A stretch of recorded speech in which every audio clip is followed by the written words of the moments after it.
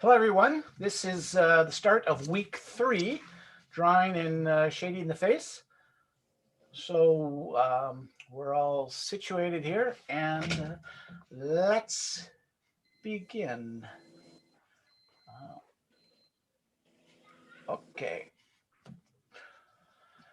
So I'd like to start by asking a few questions about the pace. Does anybody have any qualms or questions to give me a clue on any issues you might be having? Are we doing okay? I mean, things are going to start speeding up now because we just keep building on it. But any comments or I wondered about putting in local color. In order to get highlights, you almost have to have a local color in. Yep, we're going to talk about that first thing. Okay, That's going to be value 2 or 9. got it. Okay, Okay. good. Okay.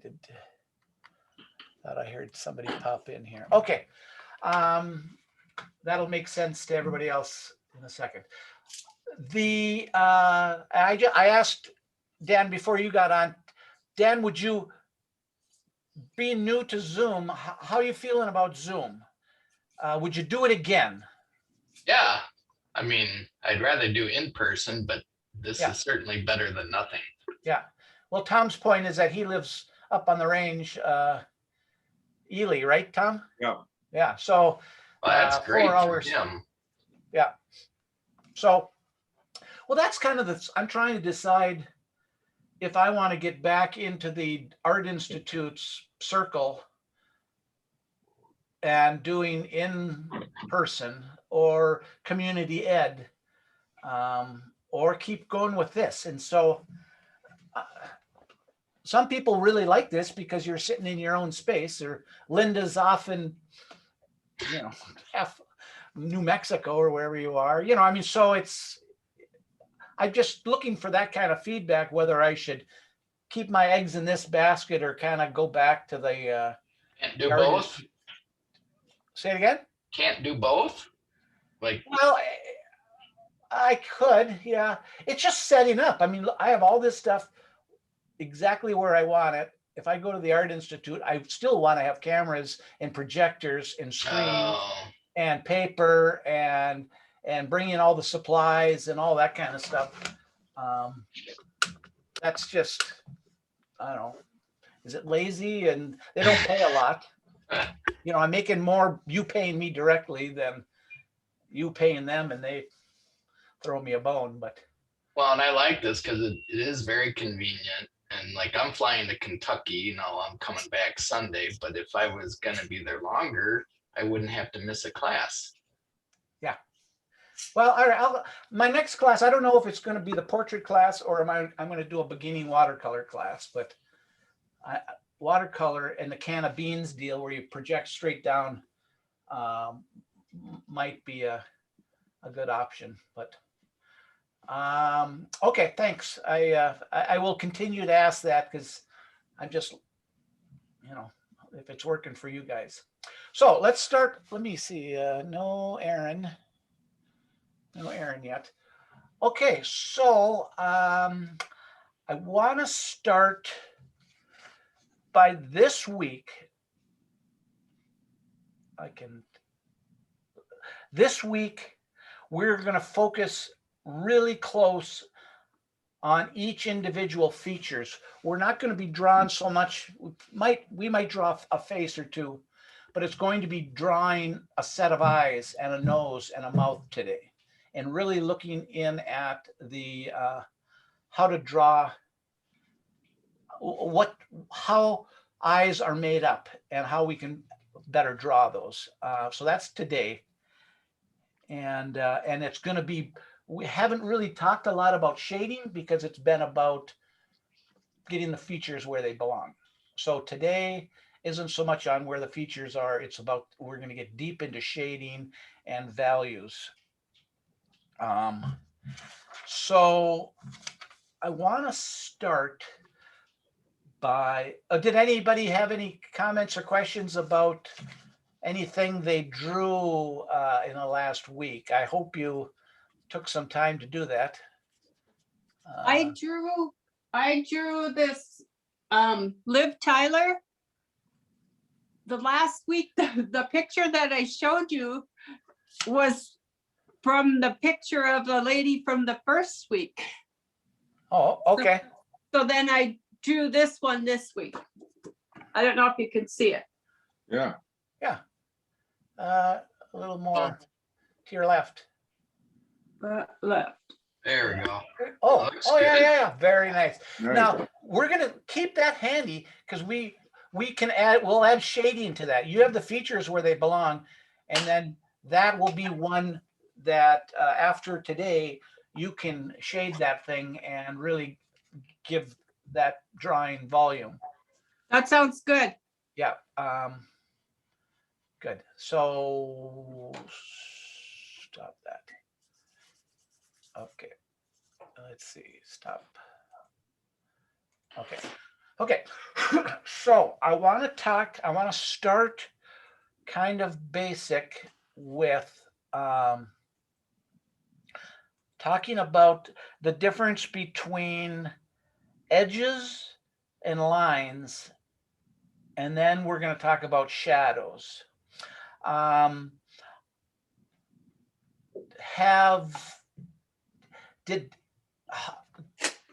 Well, I'm assuming, hopefully, and if you haven't, go watch that video about how to draw eggs. That is kind of what we're going to be building on today with how to shade. So when we talk about edges, okay, so let me turn on my camera here. I want to just kind of define some things because we're going to be using these all the way up, for the rest of the time here. Let me just hold that there. Okay, so edges.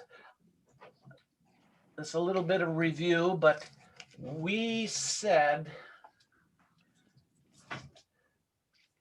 by sharpening your pencil on the side, we can get soft edges, and the flatter and more correctly your pencil is shaded, you're going to get soft edges.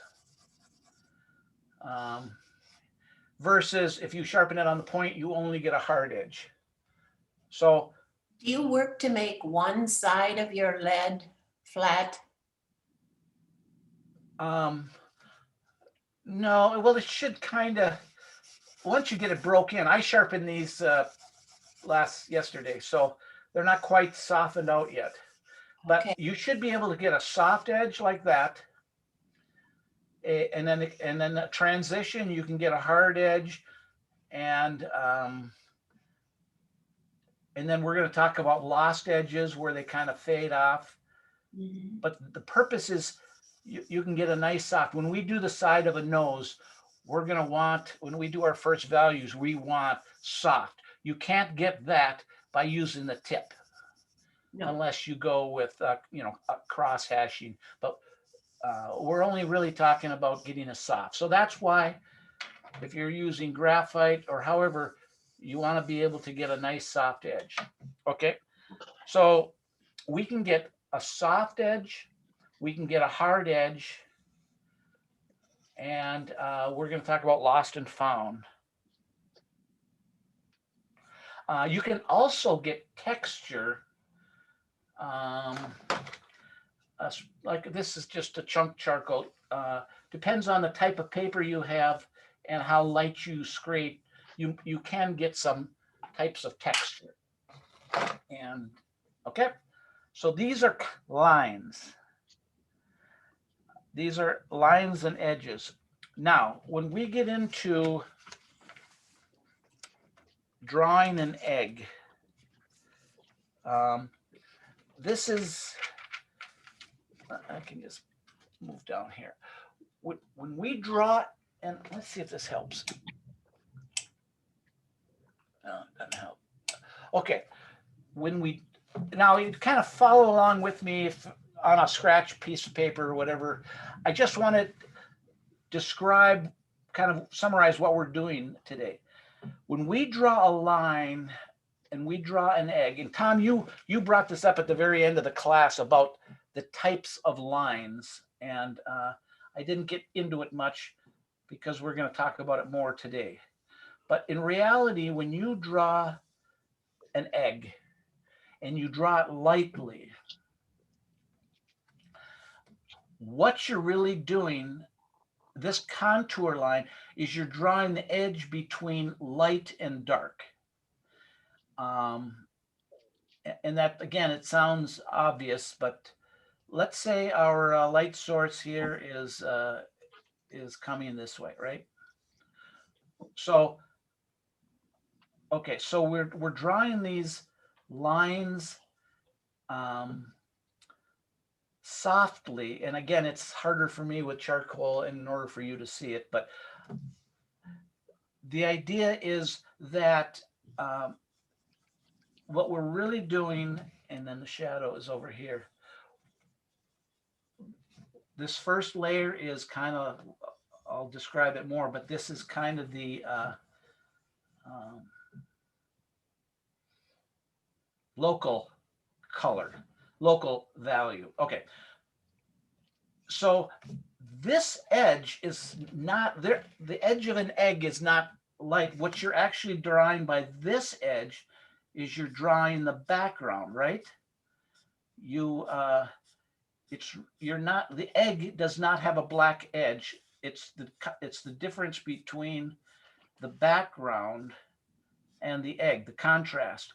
And then when we get into the egg down here, we'll start to lose some of the lines because they're going to be the same as the background, and that's a good thing. And then we're going to have some delineation down here where it gets darker with the the rest of the values. But I want to talk about how we will have a this contrasting area. If I make a line in here, there really isn't that line in nature. It's really, you're really drawing the background. So it's okay. So okay, and then we progressively shade in here. But I'm trying to get to this point to say that at some point between light and dark, there will be, when we do a face, I'm kind of on the edge. When we do a face, 3/4 view, and we have an ear, and we have some eyes here, and down here we have a nose, and we have a mouth. There are going to be points where we don't want your attention. If this is, say, a dark-haired person, we're going to ignore the background and not have a big difference back here, because the front of the face is going to, let's say, again, the light was pointing this way. The higher the contrast, the more important this becomes. And so that's kind of on a portrait. Primarily, we're going to want people's interest on the front of the face. And so this light versus dark is going to be more attractive and more important to us than back here in the hair. So we're going to be using lost edges where we don't want people's attention, and keep a nice hard edge here with no lines. And then there'll be shapes when we talk today where it'll blend into this part of the face and blend into that part of the forehead and blend in, and we're going to have some soft edges. Just compositionally, it'll be important, but there isn't a line at the edge of the head. It is the line, it's the distinction between the dark and the light. A little, this will make more sense in a second. There are no lines on the face. And we'll show that even wrinkles are not lines. Wrinkles will be a line with, can you see that? So a wrinkle will be a line, but it's really a soft, you know, where it deeps down. When we do eyelids, you'll see that you won't want to make a pencil pointed line. You're going to want to have a softness because the skin is really rolling over. And the same thing with some types of folds in fabric. It isn't just a line, even though it might be pretty small. When you do an eyelid, it's still going to be a shadow on each side. So if ever you feel yourself making a line, understand that one side of that line needs to be darkened to that value in order to get rid of the contour, the hard line shape. There are no lines on the face. Now, you know, maybe eyelashes or something like that, but that's, you know, that's kind of the exception. So if there's an edge, it needs to be softened. And then it's okay to have lost edges. And we're going to do that when we, like on a jaw, people will want to draw a jaw line, but really there isn't a jaw line because typically jaws will blend in with the neck below, and there'll be an indication of a jaw, but it's better, artistically speaking, to kind of make your imagination find the jawline rather than overly draw a jaw. It's just, you know, it's better to indicate it rather than completely draw it in. So, so up to this point, we've been drawing contour, or we've been drawing shapes with, you know, with hard edges. And I want you to be aware of those edges, that some of them blend into the hair and some of them you can indicate, and but don't over indicate them, because then the line becomes boring and it becomes a contour line. Like this one here, I was trying to refine it darker and darker to find an edge, but I have this, I have a too hard of an edge here. So this is basically what we do in watercolor is, you know, we will dampen the paper and we can soften this and get rid of that line. We blend in that line with the background. So we don't have a line as a contour anymore. It becomes background. That line is now background. So that is the big picture of what we're going to talk about today.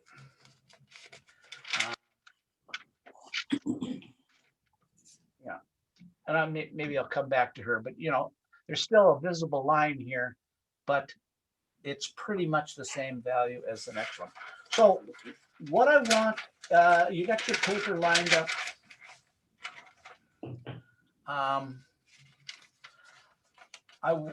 Get a clean sheet. I want the paper that you're going to draw with, and I'm going to draw with both this newsprint and go back to my copy machine paper. And I'm going to probably go between, I have to use 4B on this paper, but well, I'll go right to this. So I want you to do a value scale that we're going to be using today. And let's get rid of this. And we're going to refer back to this. So kind of put it over on the side, but do it like this. I'm going to use plain old HB.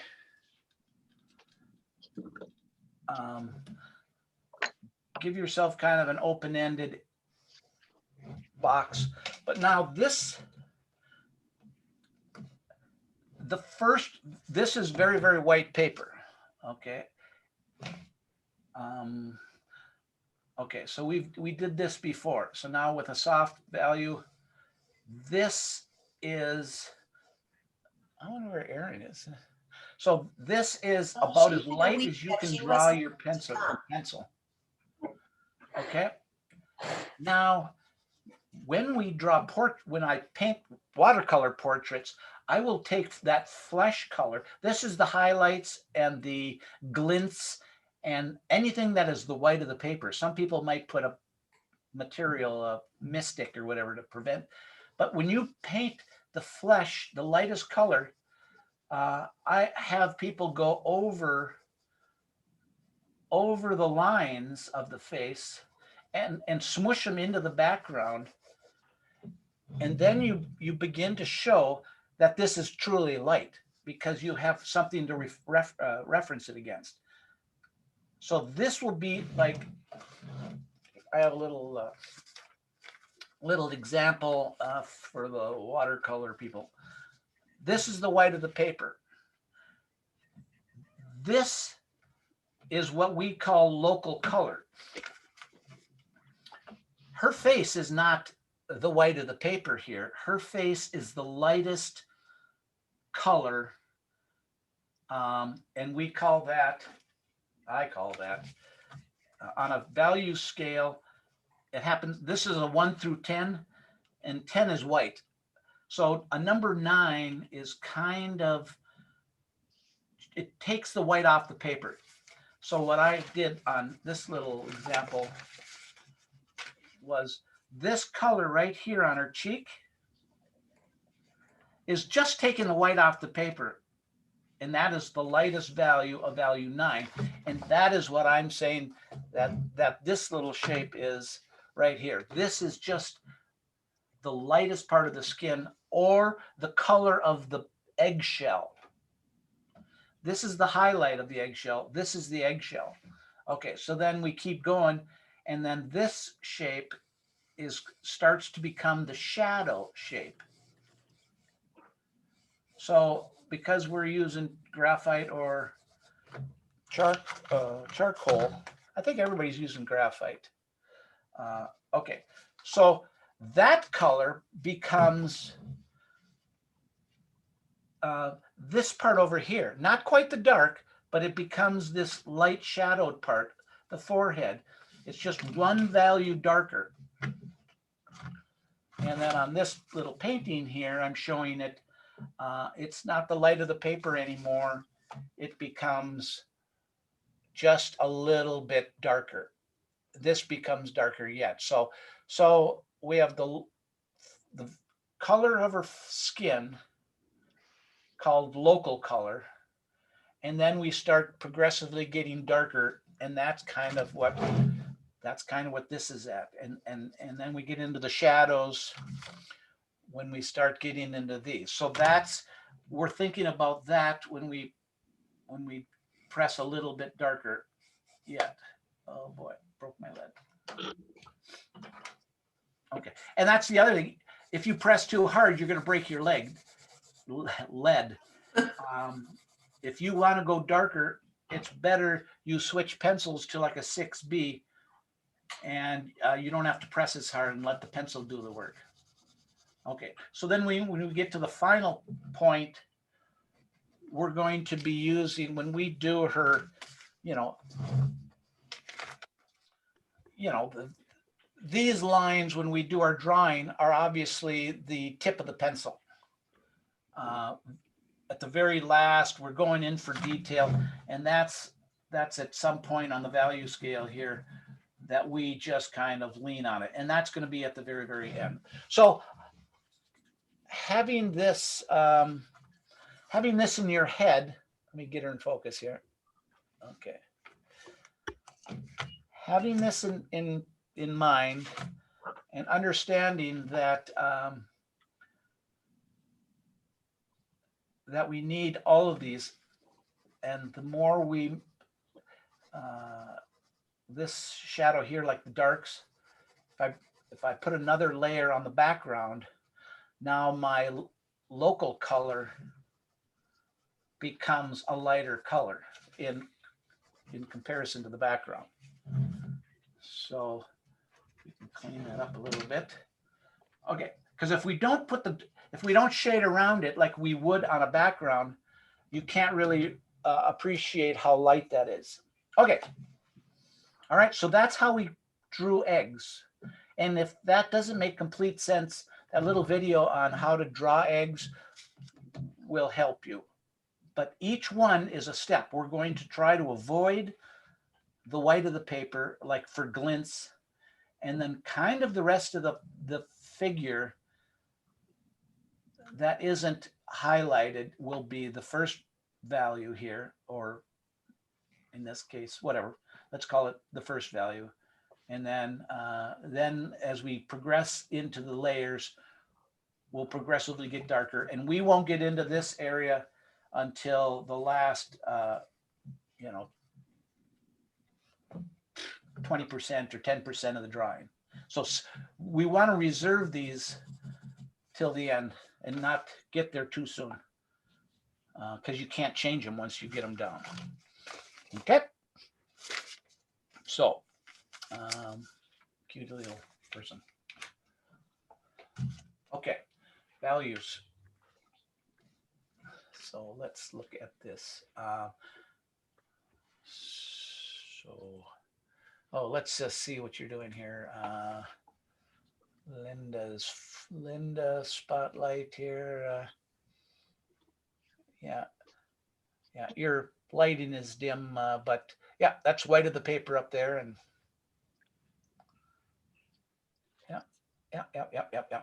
But it's just, you can see how you got to darken around it in order for it to be white. Okay, what else we got here? Who's next? Remove spotlight. Okay, where's next one? Gallery. Okay, anybody else? That's Linda's. This is Sarah's. Yeah. So Sarah, this is, you can take that. Yours is probably your third value over. Bring that over until it matches that, like, fourth square. Keep it going. I mean, just I did mine like this. I did mine over till I kind of got the value of what the dark is. It just whatever, doesn't matter. But you know what I mean. Just scribble that over. Okay, what else we got? Anybody else? Dan's, yeah. So, okay. Nice. So you just have a sense for where we're going with this. All right, so gallery view. Okay, so now let's go back to my slide.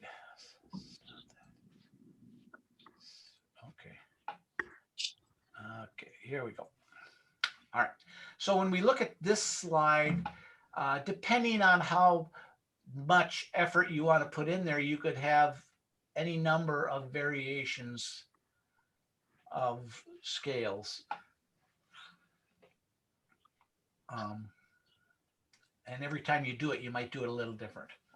I wish my pencil wouldn't have broke. Okay. Here we go. If you have in front of you, we will be referring to this slide again. I'm gonna try to refer to it so that shorten up your notes. There's a lot of stuff on here, and it's in no particular order, but we'll be referring to this today. And you might, if you're rusty, you need to memorize. If you can see my little picture here, I can make sure I'm spotlighted. just so you know this slide inside and out in these proportions. And then the same goes for the 3/4 proportions. I'm hoping that you have drawn about at least 20 of these little heads, because the more you do, the more it'll become second nature on how to draw a 3/4 view, and you won't be thinking about it anymore. You don't have to measure. You don't have to measure where the nose goes, because you're going to draw enough circles and ovals here that it becomes second nature. After a bunch of them, you won't need the references. So we could have these. I might pop these up, but these are must-haves. Okay. Let's see where we're at here. Okay, this was kind of this Jeff Haynes. I just sent you this link. This is a little advanced. I don't expect you to watch a lot of them, but this one I gave you of this, what was her name? Emma. This guy's amazing, and if you have time to watch this guy, he's pretty good. He's very good. He's amazingly good. So that's kind of no extra charge. Okay, so stop this. Okay, let me stop. Okay, so hatching and cross hatching. I've really only been talking about using the sides of your pencil and going for a soft blend. Of course, there is way more types of shading out there, and that's kind of shown over here. You can do the same value scale with the tip of your pencil if you wish. And then you go backwards and it's cross hatching. You can do stippling if you want, but we have primarily, or blending would be if you smudge it with something. There's no transition. So all these things are possible. I've just been talking primarily about the soft edges of the pencil. You can use any one of these, whichever one you feel is meets your style. And if you're using this class to prepare you for painting, or are you using this class as a drawing class if you're going to continue to use charcoal? So I have a couple of slides that I had before. There's these, some call it tortillon or tortillon, these little stumps that they use for blending.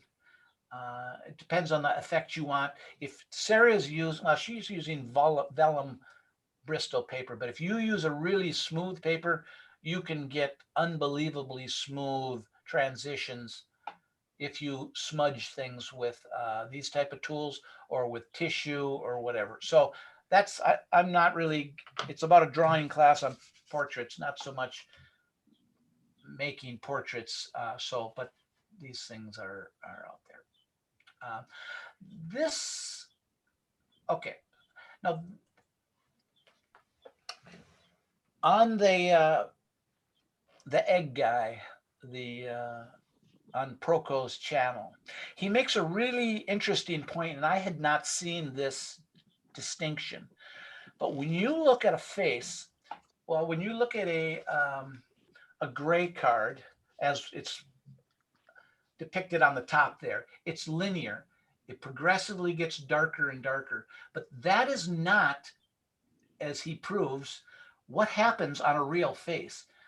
The transition goes from light, and it stays light until the very end, and then it drops off in a logarithmic scale. It just plunges to dark, as opposed to linear that gradually goes off in the same ratio. But when we look at a face like this face right here, you can see it's light until the Some call it a terminator, and some call it a core shadow. But in reality, if you start to look at these faces, it stays light until the very edge, and then it just drops off. And that's kind of important when people go from the highlight of the forehead and slowly, linearly shade over to dark, it makes the face look kind of muddy. But in practicality, and what he's showing on this golf ball here is it really stays light until the very edge and then drops off. So it's pretty important to notice. And I hope that, if not, look at that Dorian thing, he kind of explains it. But this was pretty enlightening for me while I was trying to prepare for this class. So this is what we commonly see. We have a highlight, and I have the highlights, the shiniest, probably the whitest of the paper. And then we go to the regular part of the skin, we're calling the local color, and that's kind of the value 2. Like her skin is not white. Highlights are white. The rest of her skin is that value 2 that we just did on the paper. And then it rolls over until the shadow starts. And then we'll have the darkest spot, which is called the core shadow. You can see it, that line, and this little drawing here shows that dark line. This one kind of seems like it's a little exaggerated, that core shadow. But that core shadow is there. And you can kind of see it on her face. And then we'll have some reflected light, and we did that on the egg. But each one of these shades, it drops off fast. It isn't a progressive linear change. Okay. I got another slide here about this is old Michelangelo. He is using cross-hatching. You can kind of see if that becomes a style you like. He does it pretty neat. The other thing that when we draw, and we're going to see that on the chin, are these Y shapes. And I'll talk about that when we see them. Okay, so here's Michelangelo using cross-hatching. It worked for him, I guess. Could work for us. Here's another one. Cross-hatching. Okay. So we're going to primarily use the blending method. Types of shading. Okay. Now, Dan has been using sight size. There's a guy who, if I was doing a portrait class, this guy has a 5-minute YouTube, where if you put your face in relative position to your subject and you paint it 1-to-1, that's called sight size. So for portraits, here's an example when Dan was showing us how you create a reference photo, the exact size that you are going to paint or draw, and you can measure directly 1-to-1 from the reference and transfer that very easily with a dividers over to your drawing. You can go try it diagonally, and however, it's a classic way that the ateliers have been teaching sight size 1-to-1. And these examples here, this guy is painting this sitter exactly as he sees him 1-to-1. he'll put his arm out and measure how tall the person's head is and transfer it right to his canvas. And there'll be a mark on the floor so that the guy goes right back to the exact position, puts his arm out at exactly the same extension, and measures the sitter and exactly puts him on the paper by sight. Another example over here. So if you have someone sitting in front of you, ideally, you have that person exactly lined up with your reference paper, and you draw them one to one, and we'll use that as when we start to draw, probably week 4. But this is sight size. It's classic. It is whether you're doing landscapes or whether you're doing portraits. Line it up one to one and then just copy what's in front of you. Okay, sight size. All right, so sit.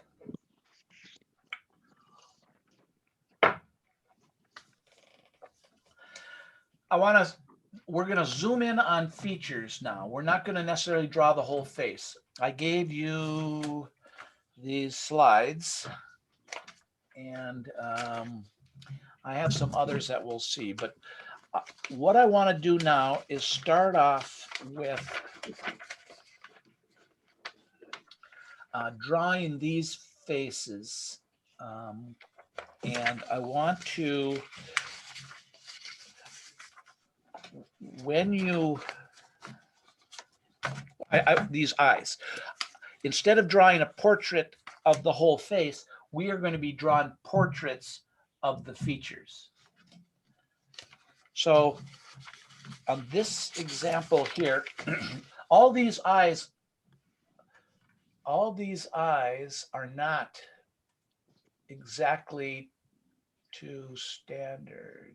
Here, let's spotlight this. Okay.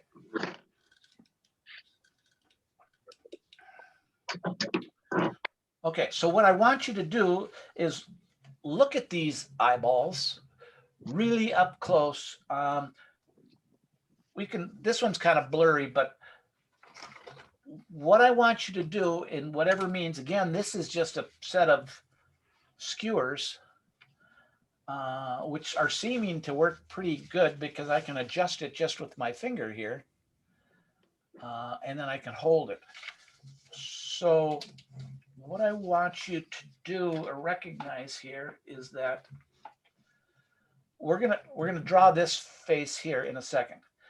But if I measure from the corner,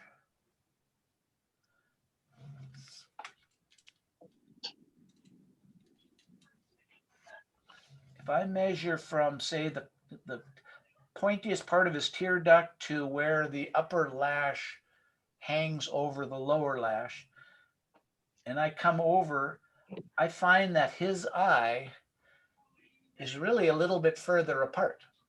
And then I go back to this one and I go, yep. So his eyes, his shape of eye is actually more than one eye. Okay? So it's this space apart. So just know that. And if I come back here, see how much wider it is. So it doesn't matter that it is, but just know that it is, because that's the personality of the person. That's the person, that's what they look like. This gal here has dark eye makeup. It's maybe a little harder to see, but find a point that you know, is it the inside of the duct? Is it the outside of the duct? But just know where you're measuring, and then measure it like where the upper eyelid crosses the lower, come across, and she kind of matches. Her eyes are also, if you notice, at a little bit of an angle up. This guy's eyes are a little bit of an angle up. This guy's eyes are not. They're pretty flat. That angle is important for that person. So this gal meets the 5-eye measurement, but it's up level. Some people's eye, one is above the other, but that's kind of an interesting. I drew somebody whose eyes was crooked, and it kind of drove me nuts because I asked the person who asked me to draw it, well, their eye is crooked. Do you see that? Oh, yeah, yeah. I said, can I draw them straight? Oh, sure. Because if I drew them crooked and somebody looks at my drawing and they're crooked, like they really are, it's like, hey, well, nice drawing, except you drew his eye crooked. They didn't notice it was different, and I corrected it, but it really wasn't that person. I straightened his eye out. And, if somebody's got a drifting eye, it's like, if you draw it the way it really is, it's going to look wonky, but it's really the person. So that's your call. But anyways, same thing here. This guy's eyes kind of slope up and whatever it is. So let's start by drawing this guy. Okay. The thing that we're noticing here before we start, there's this little tear duct shape here. Okay. That kind of points down on this person. It goes completely straight on this person.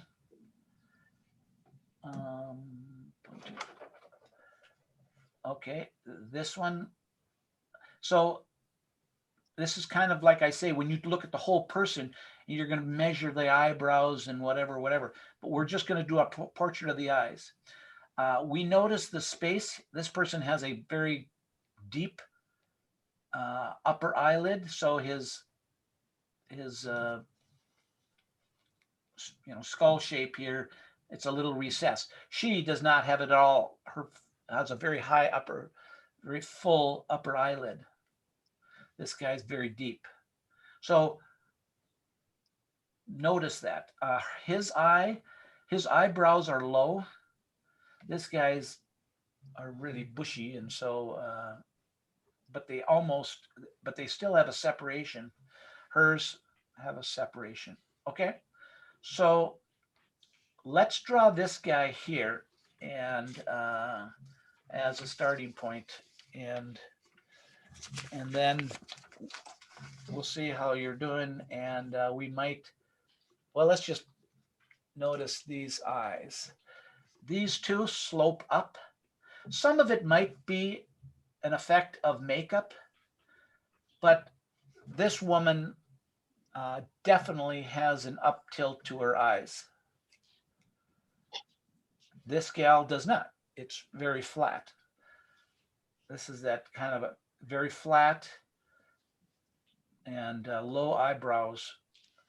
But notice this angle, because when we put our 4 dots on the paper, we want to put the 4 dots appropriate to the person that we're drawing.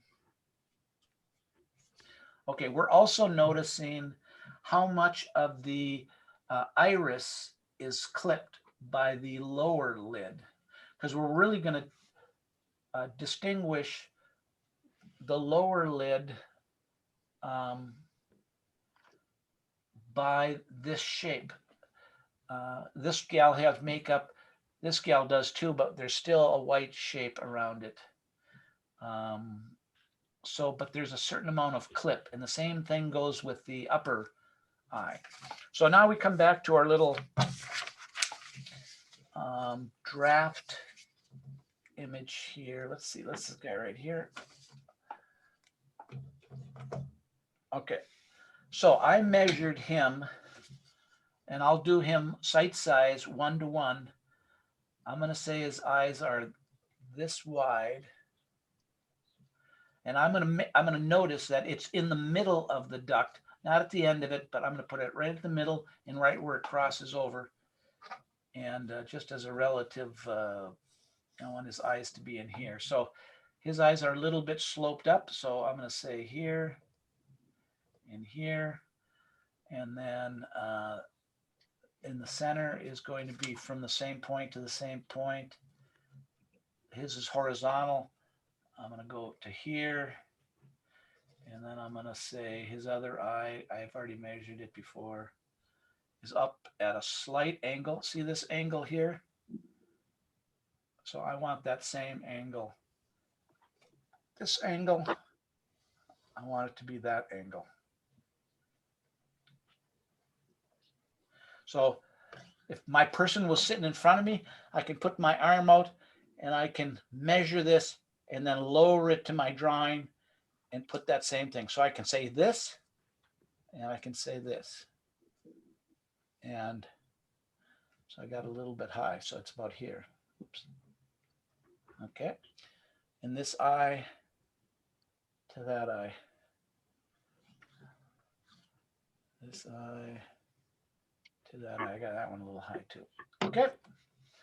So we're drawing the eye. Now, I want you to notice that what an eyeball is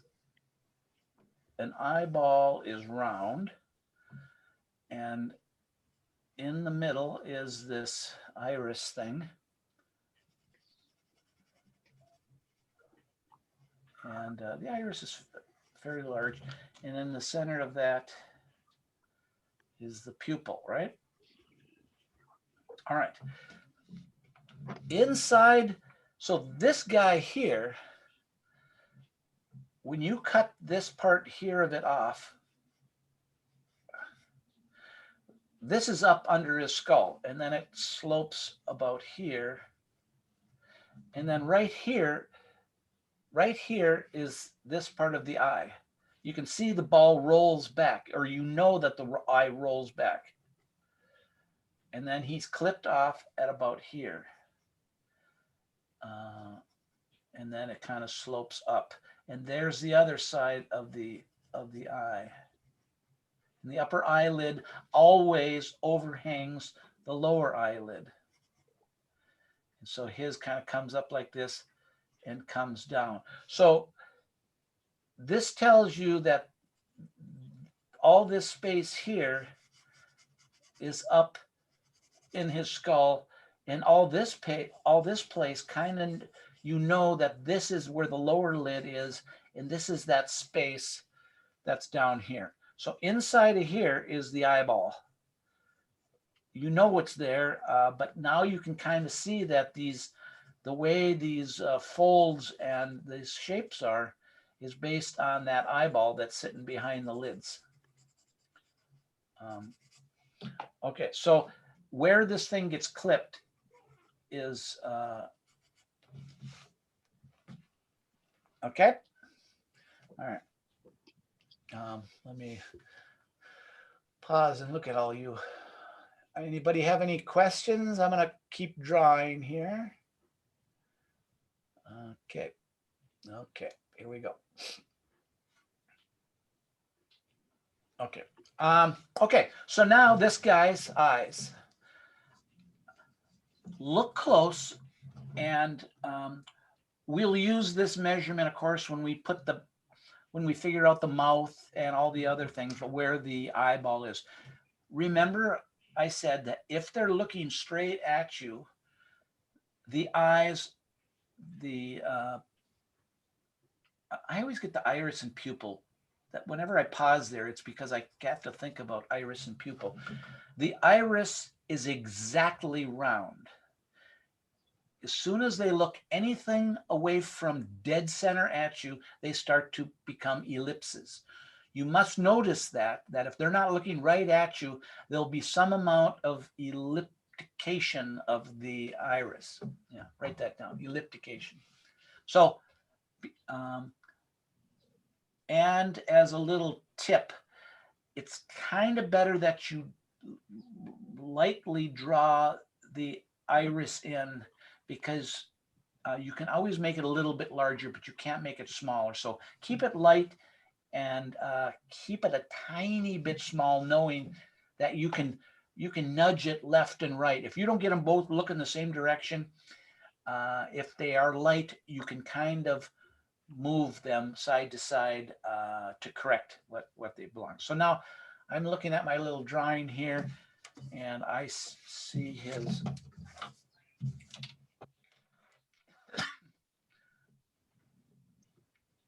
so now look very closely. I said this was kind of in the middle of the duct.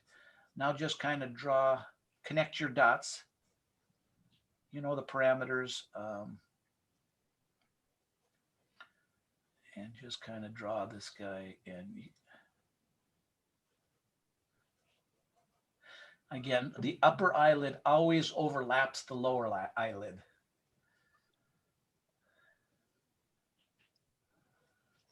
Okay. And you can lightly draw the lower eyelid, but remember, if it's got light on it or it has tears on it, they are not black lines. They are actually light lines. So, and then once we get these things laid out, and this makes it a little harder because you have to draw two of them kind of the same. And then we're going to shade this with the flesh in a second. Once I look around here and see that your eyes are kind of looking the same. Even if the person's head is turned to the left or the right, if they're looking at you, the eyes are round. So, I mean, obviously you figure that, but the position of the iris inside of the eye might be on the edges rather than in the middle of the eye. Okay.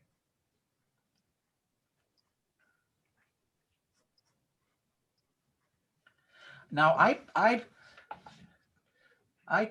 typically put a little half moon shape in there of eyes because most eyes have some kind of a glint from whatever light is, shining on them. That's kind of wherever the light is coming from, that little glint can you can leave that the white of the paper because that's really the only thing that's light is the pure white.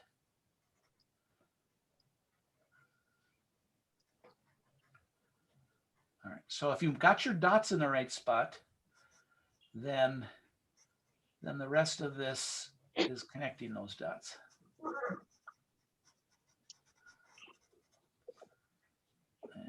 Okay, and then, don't get too crazy about the eyebrows either, because they can, if you have them too low, the person looks angry. If you have them too high, they look a little surprised. So depends on the expression that you're that they have. You can change their expression by just changing the height of their eyebrows.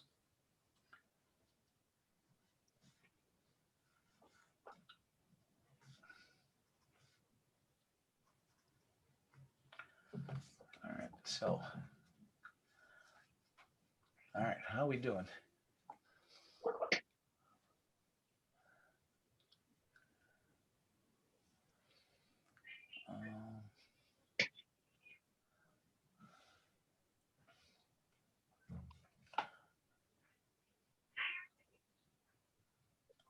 All right.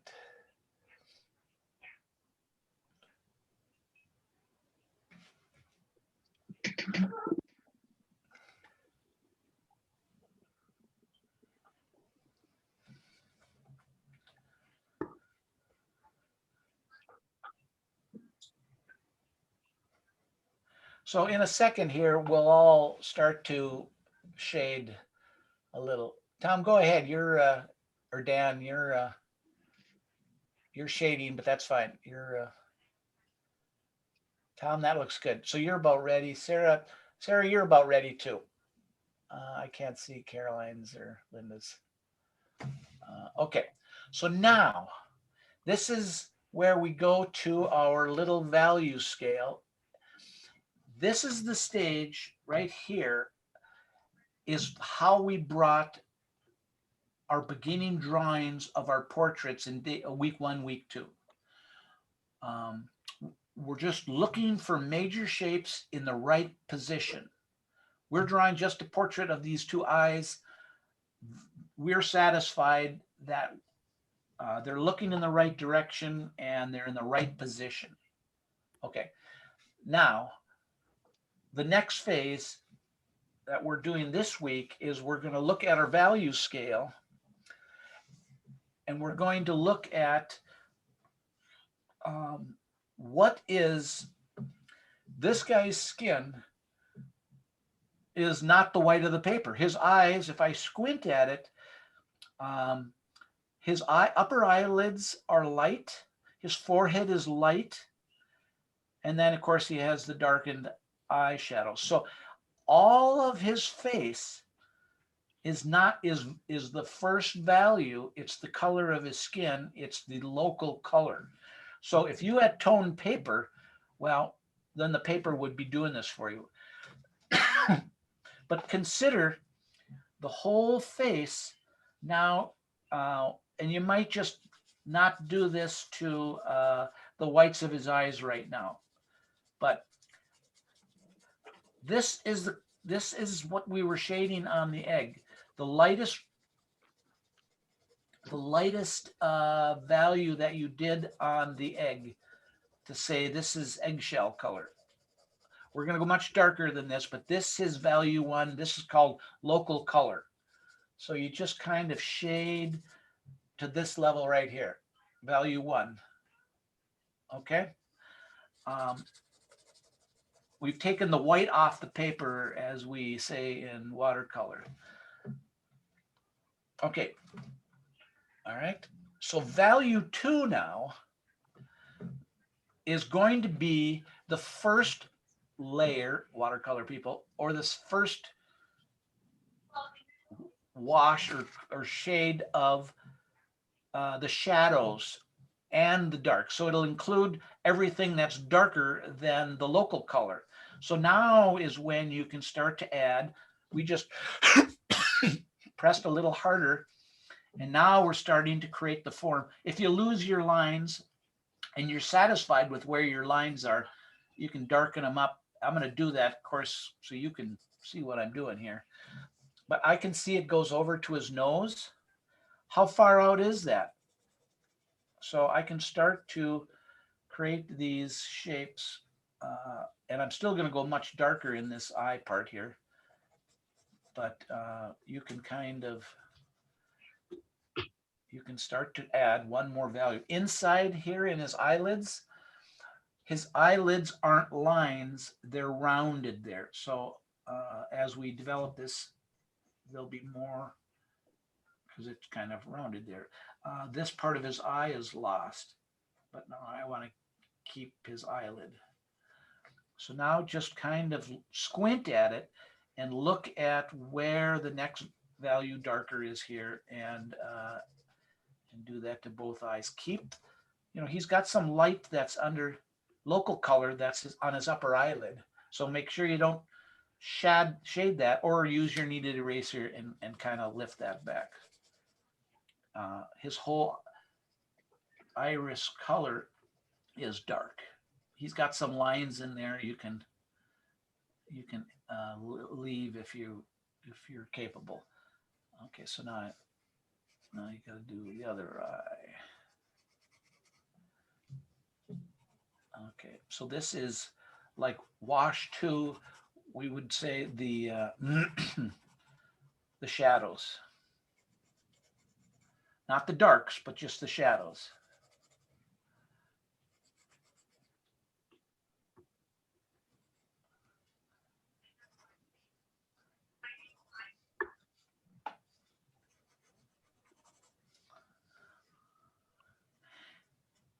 And then as you're again, if you're happy with where the eyes are, you can make them the right size, but you also notice that most people, the very outside edge of the iris is the darkest.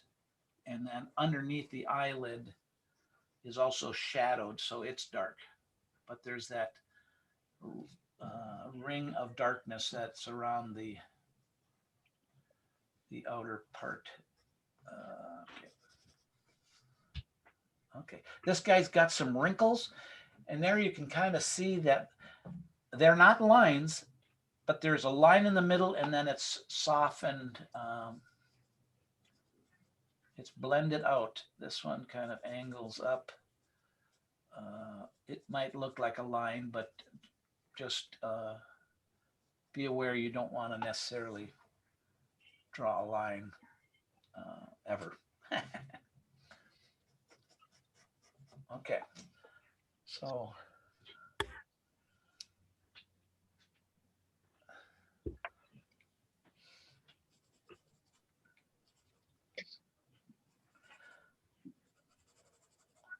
But now you're doing this by squinting too. You're looking for, like on the eye, his left eye, the one on the right, you can see these shapes of the light, and then you can see these little darknesses and how the skin kind of goes down and around to his cheek. Now that would be, watercolor people, one more layer of the flesh tone. So now the next step, when you have that, you go on your little value scale and then just look for the next darker shape. But keep in mind that you're not leaning on your pencil yet. You'll leave that till the end. So just redefine that. He's got kind of an odd shape upper eyelid. It just kind of goes up and comes around. And then that same darkness that's up in that up in his eye socket there, that same value comes down and around the corner of his nose and kind of up into his eyebrow. And then there's kind of like streaks of it down onto his chin and then rolls around. But stay on the side of your pencil. He's got pretty thick, bushy eyebrows.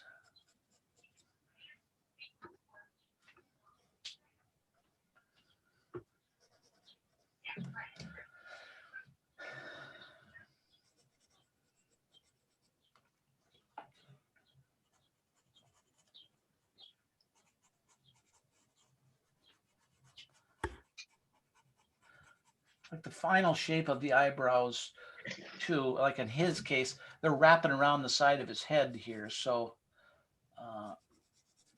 if it helps, you can kind of just put a darkness over there. That's the side of his head.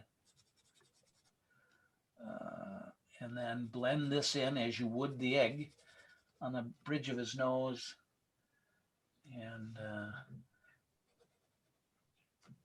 but the eye on the right is definitely in a darker socket than the darkness on the left eye.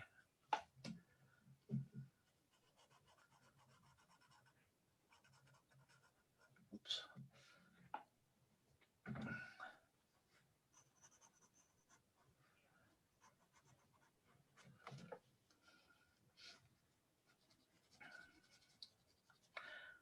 But his nose, when we get to noses here in a little bit, there are no lines here. This is all this is all soft form shadow. It's not it's not really a shadow. It's form. It's cast shadow. It's not a cast shadow. It's a form shadow. It's just kind of rolling over. So this, you got to treat it as such. Not, there's no lines on his nose. Yeah.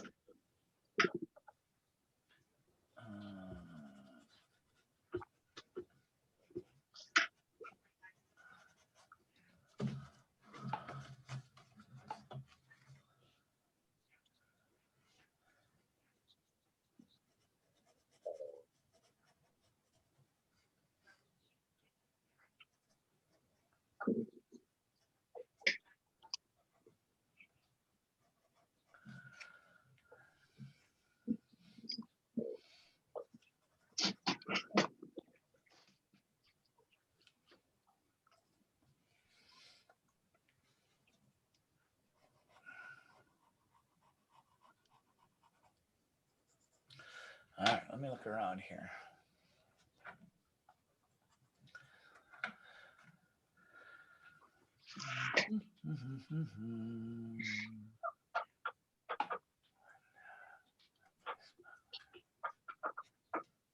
Yeah, Linda, that looks good.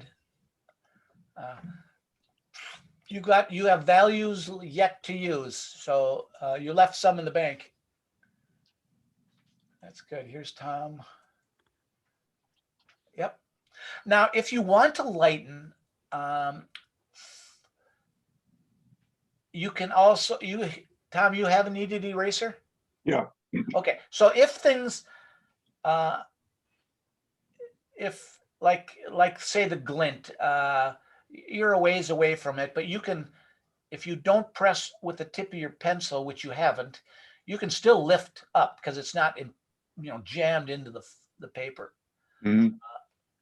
So you can, that looks good. Okay, now, or anybody else here? Let me, Tom, Sarah's. Let's look at Sarah's. Here's Sarah's. Yep, yep. Did you do a local value? Not enough. Well, I'm looking at your scale right above there. Is that it looks still like the white of the paper? Yeah. Right. The You're whole. right. I didn't get enough of it in. Okay. Can you use the side of your pencil, or or do you have a pencil that's sharpened more sideways so you don't get cross hatching? Which is, you can do cross hatching, but you can cover more ground if you're using the side of the pencil. That's all. Yeah. Yeah. Like that? Yeah. Yeah. Yeah. And if you had a dirty finger, you can kind of smudge. But when you smudge, the problem with smudging, if you use charcoal, is it can kind of look messy. Cross hatching, as a rule, kind of looks cleaner because it's crisper, but that's not that big of a deal. Okay, so keep going with that. Let's see if we got anybody else visible here. Linda, Linda or Caroline, you want to show me, or we just, you don't have to. I can show you. Okay. Can you see it? Whoops. Wait.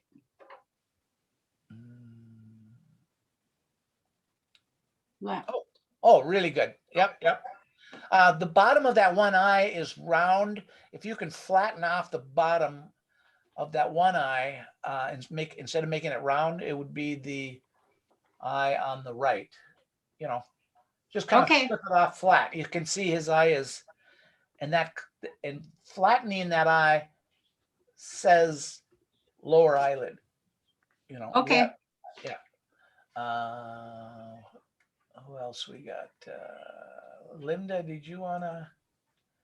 You're muted.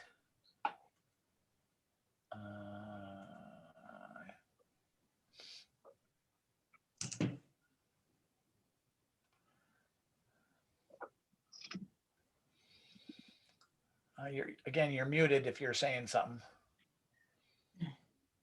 There we go. I'm not sure which way to. is that- Well, put it in front of your face. Oh, okay, because I had it on my other iPhone. Oh, yeah. Really nice. Okay, and you have some nice local value there too. Okay, so now on mine, and most of you are at the same place here. I will spotlight mine, replace spotlight. Okay, so now we're at the stage where we can go to that last two values. Now, if you could change to a softer pencil and not push so hard, or you can just push a little harder. But this is kind of, if you're using graphite, this is kind of where experience will tell you, it's like, if I want to get darker easily, I'll just go to a 4B or 6B or whatever. So maybe I will do that. I'll go for my HB school pencil. This ebony happens to be an equivalent of a 6B. But I have, I got 6B and 9B in these Mongo ones. But anyways, so now we're looking for the darks, and this is kind of the final steps of the portrait, right? So if I squint at him, I can see that his upper eyelid, there's kind of a line there. So I can kind of say that where the upper eyelid and the fold meet is going to be a little bit of a white line, but I'm not going to leave it as a line. I'm going to shade out from that line that I'm making. So I'm blending out. And so then it kind of goes from a sharp line down in here, and there's not a line after in this area here. This is soft, no lines. Oh, don't break. Okay. Same thing with the eyelid now. I can tweak the eyelid. I'm going to look really close for very closely and very accurately now and get his exact shape. And then it kind of comes up, and now there's some of these little eyelashes. The bottom of his eyelid is flat. And then there's these little lights, so I can, and his, whatever is dark in the eyelid. So now we really get into the detail. The back side of his eye, if I squint at that, I can hardly see that. So I'm going to round his eye a little bit, like up here in my little eye symbol, as if I did the egg. The corners of the eye are rounded to push them back, to make them round. And he's got some little folds. But now at this stage, I can slow way down and get lots of detail because I'm using the tip. The final, 10%, I can make it little brushy eyebrows. And then this area right here is really dark, and then it blends up. And then this part kind of comes down and around, and his lower lid. Soft.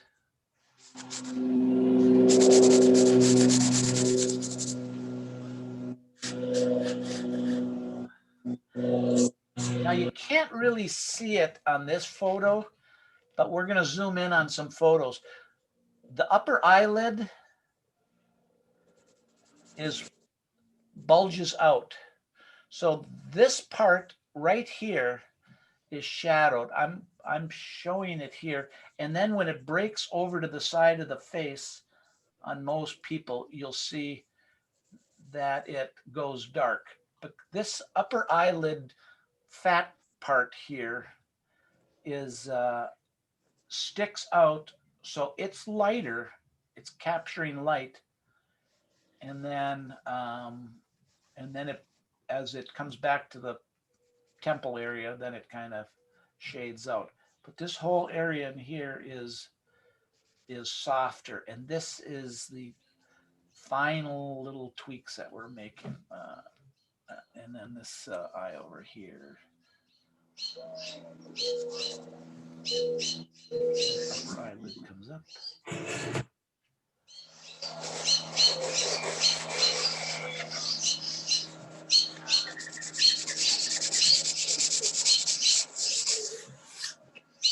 Linda's Avery. This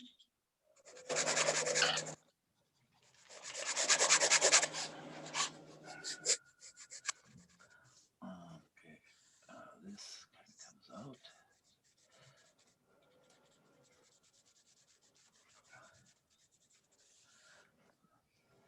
But if I'm noticing that the left eye to the right eye, I don't want to make the one on the left as dark as the one on the right, because it isn't. So you have some, kind of balance that as you're pressing.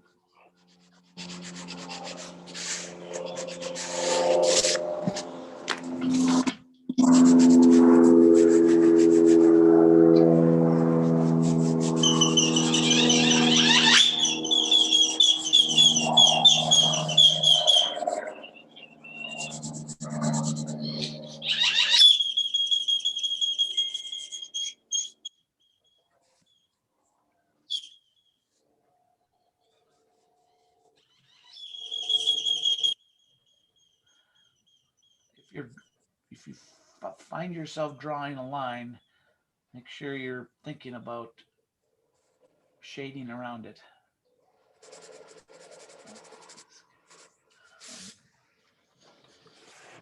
All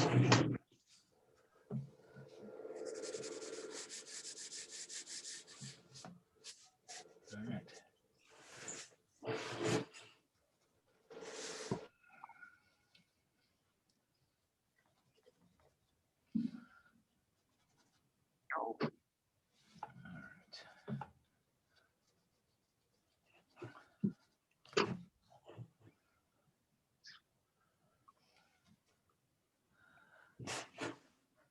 You know, I do get an advantage because I can look at my monitor. It's kind of like standing up and walking away from it. You know, when I'm looking at my drawing, I'm really close, but I look at it on my screens and it's like, oh, okay, I can kind of see. It's like squinting at it. Have it next to me. What's that? I should have the picture next to me instead of so far away here. That might help. So, so we stepped through the values. We had local color. If at this point, like I was saying to Tom, is if you wanted to capture some of these lights, these reflected lights in his iris, you could go in there at the end and kind of just lift some, if that's important. And if you lost some, like say on his lids, you can kind of tweak this. And this is in watercolor. At the very end, we would be lifting, you know, at the final stages just to, you know, correct any little boo-boos or, you know, that we might see. So, all right, coming around the room. Okay. Okay, let's see. Sarah, I'm gonna look at you. You're just up at the top here. Yep. So bring it down a little bit so I can see your value scale, just a tiny bit down. Okay, so you're still, yeah, you got a ways to go, but you're looking surprisingly dark, Sarah. Nice. Wow. Sarah is a very light drawer. And painter, yeah. Mm-hmm. So are you still in a 2B or what are you in now? 4B. Okay, well, grab the 6B because you're at the point that you need to start to darken down the detail and get more on the tip and Can you hold it more? Yeah. Like that? Yeah, and just go, Okay. you know, and really get as black as you have on the farthest right side of your value scale. Okay. Because that's your references up there on top of you. Okay. All right. What else you got here? That's Sarah. All right. Dan, you got something you're proud of, or? Hey, look,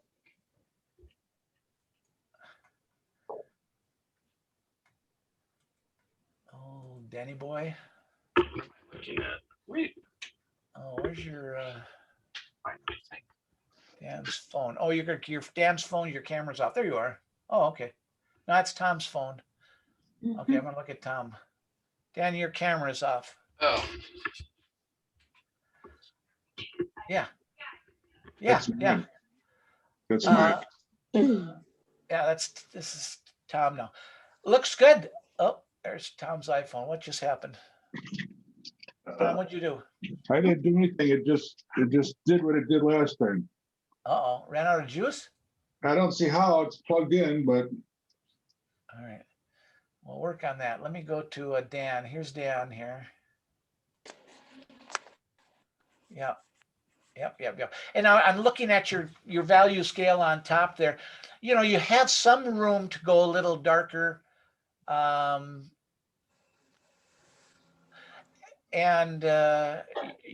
but, just for the little detail-y kind of under the black line underneath the upper eyelid, and maybe the black pupil kind of dot, because his eyes are the focal area of this thing. That's where you want the biggest contrast. And, Right. you could go just a little bit darker on, just for that final punch. Easy to go dark. Yeah. I mean, I'm just looking because I can compare it to your scale there, that you have a little room to go a little bit darker on the final 5% here. And you could go a little bit of a, little lines. He's got some kind of shape in his, reflection there.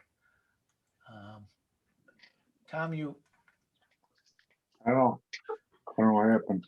Tom's iPhone. I'm gonna Oh, ask you to. For some reason, the battery is draining and I don't know why it's not charging. It's plugged in, so Okay, it shows it's still on. it does. Let me ask to start video here. See if you can see a command there, a request there.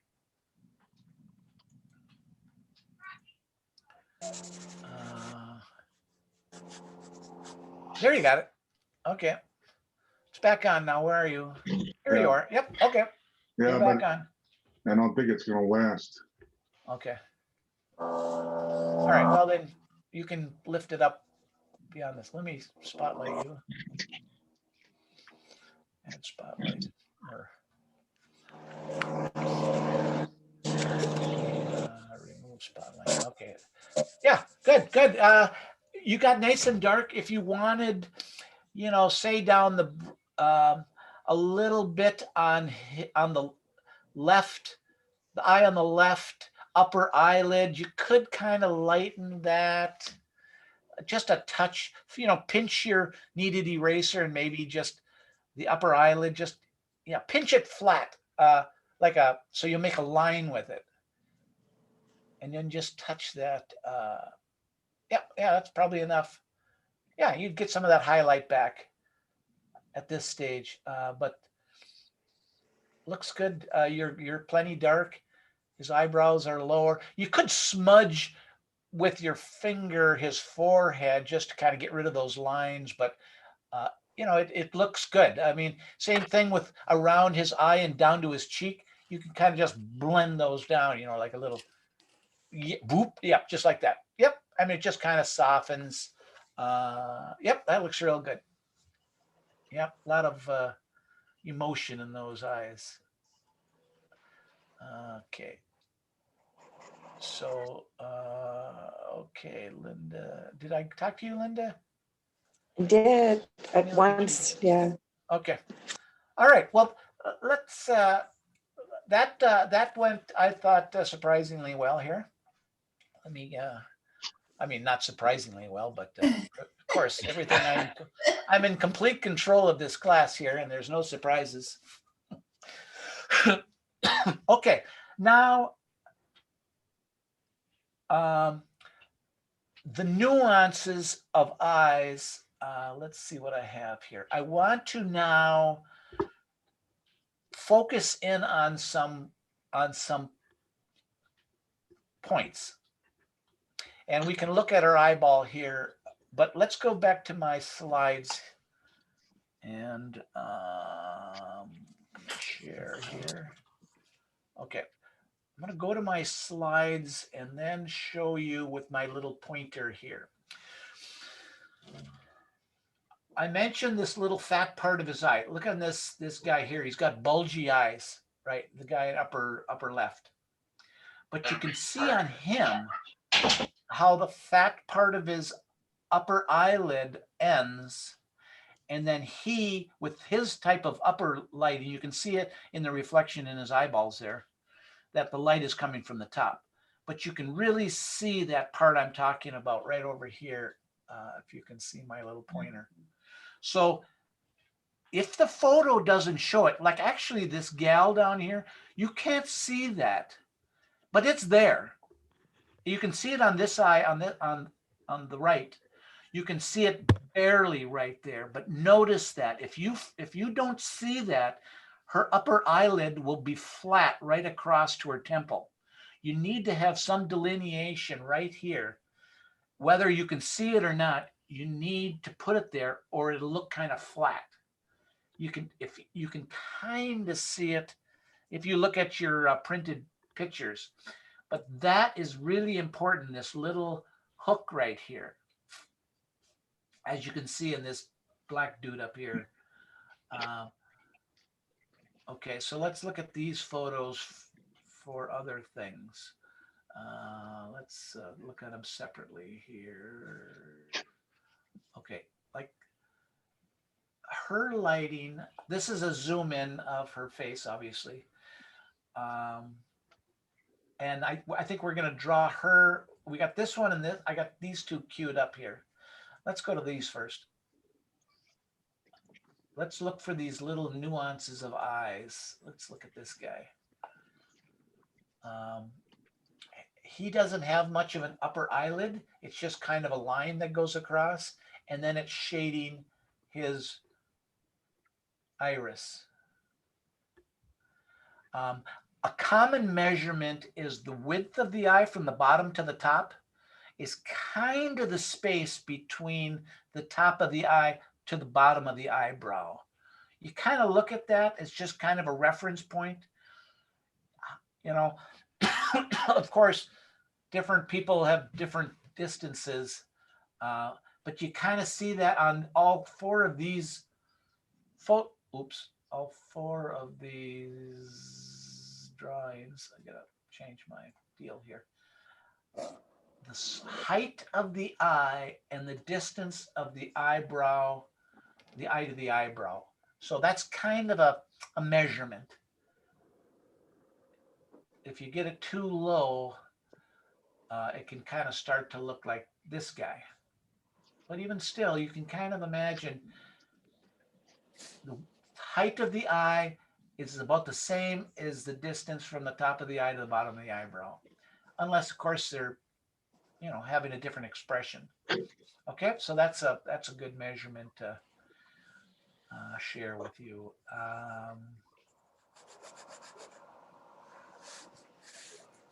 Okay, and there are no lines connecting to the nose because that's a soft shadow. Okay, so what do we got here? Let's maybe we'll come back. Let me just show you a little trick. It's a little game you can play.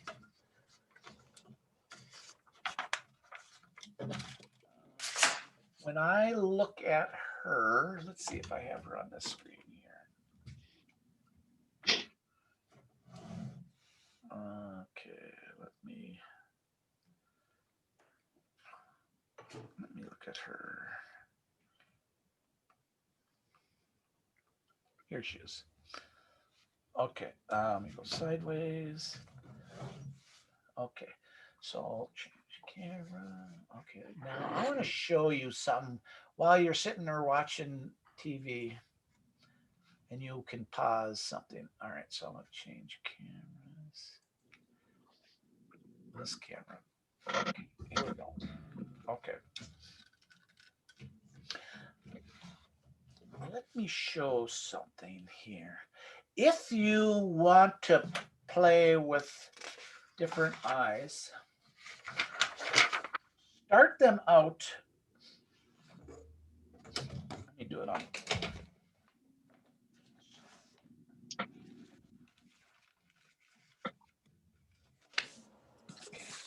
Back a little bit so you can see more.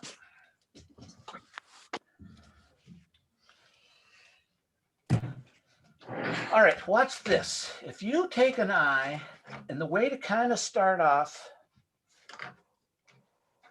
is to draw a figure eight. Oopsie, cancel that.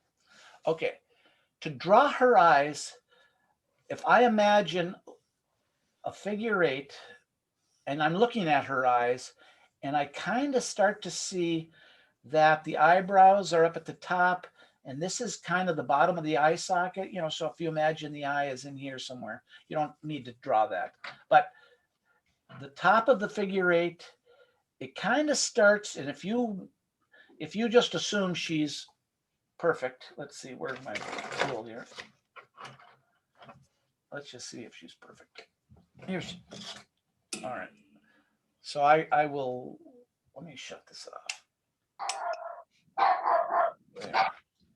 So if I look at her and I say, okay, no, see, she's, her eyes are wider. This eye, so she's definitely wider than one eye. Okay, so I know that. Her eyes are a little bit sloped up. So if I just draw a horizontal line and it's a tiny bit sloped up and I go 1, 2, and a little bit wider, 3, 4, and I just kind of start there and I use this figure 8 as a as kind of a starting point. She doesn't, her eyes are pretty wide open. And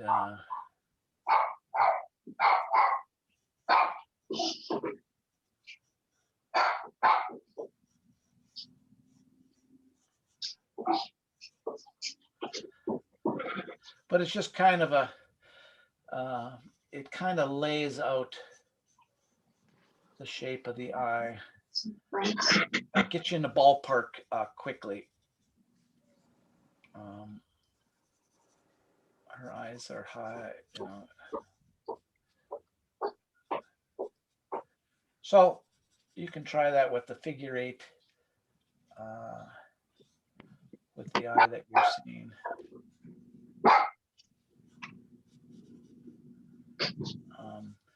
Whether that is helpful or not, I don't know.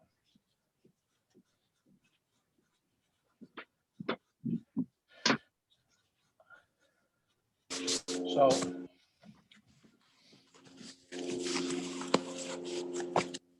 this is a poor shader on this paper. Okay, so anyways, do we have her?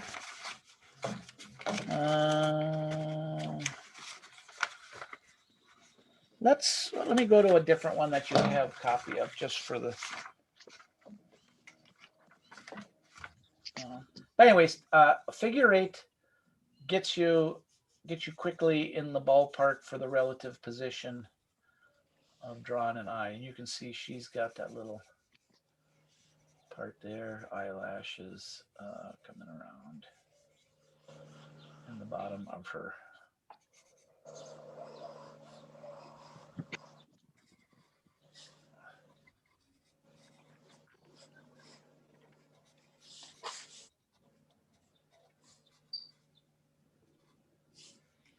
And her lower lid is white. It's not black. So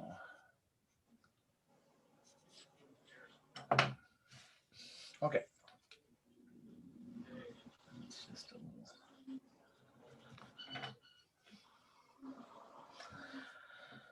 Okay, so let's move on to noses.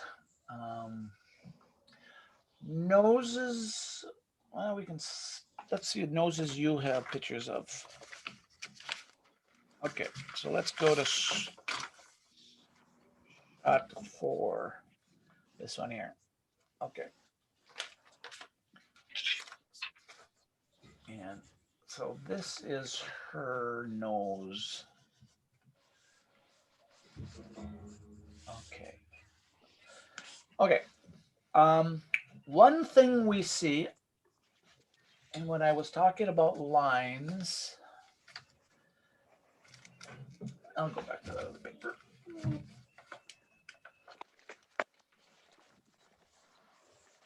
Okay.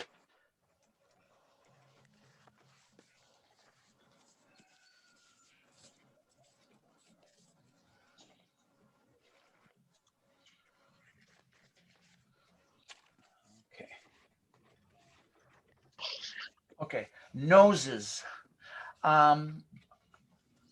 We talked about how to measure them and put them in the right position.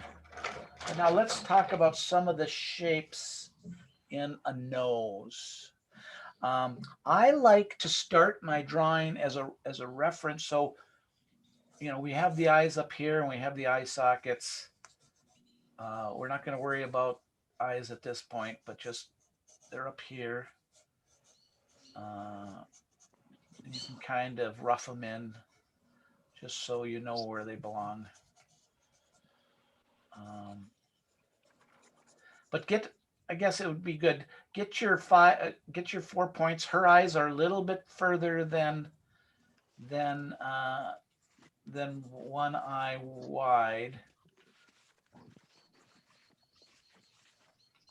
But just kind of rough in the relative position for this point right here. And then we'll get the nose below it. So, okay.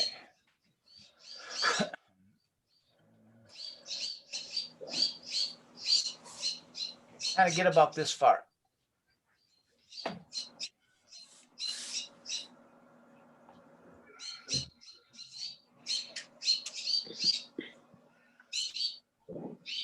Piece of cake.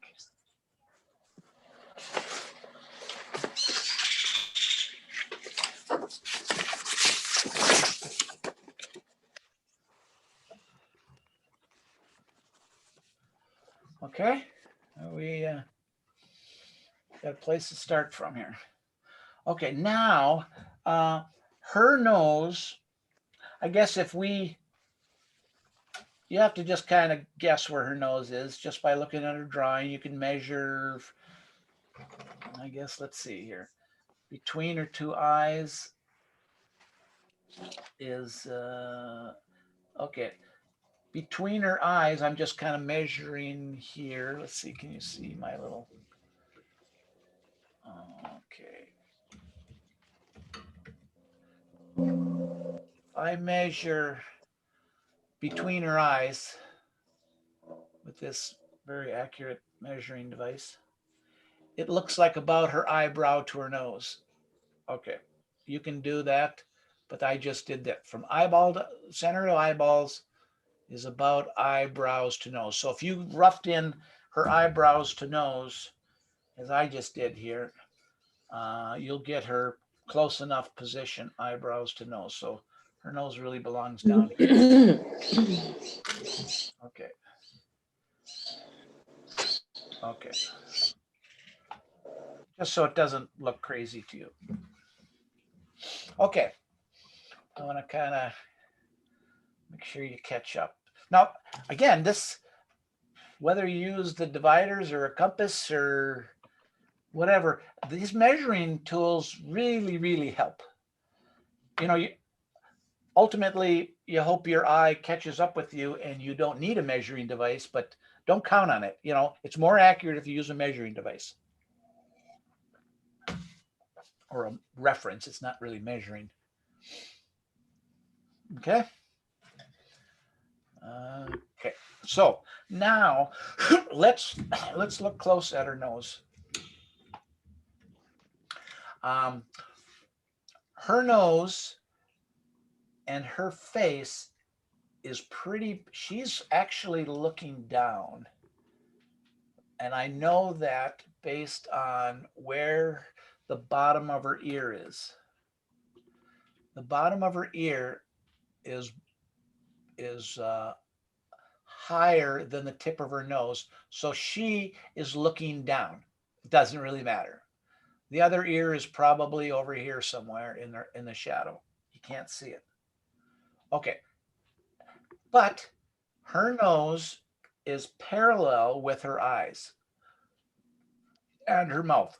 Critical point. All right. So when of course, we want to do that. Now, noses, I'll kind of come down here a little bit.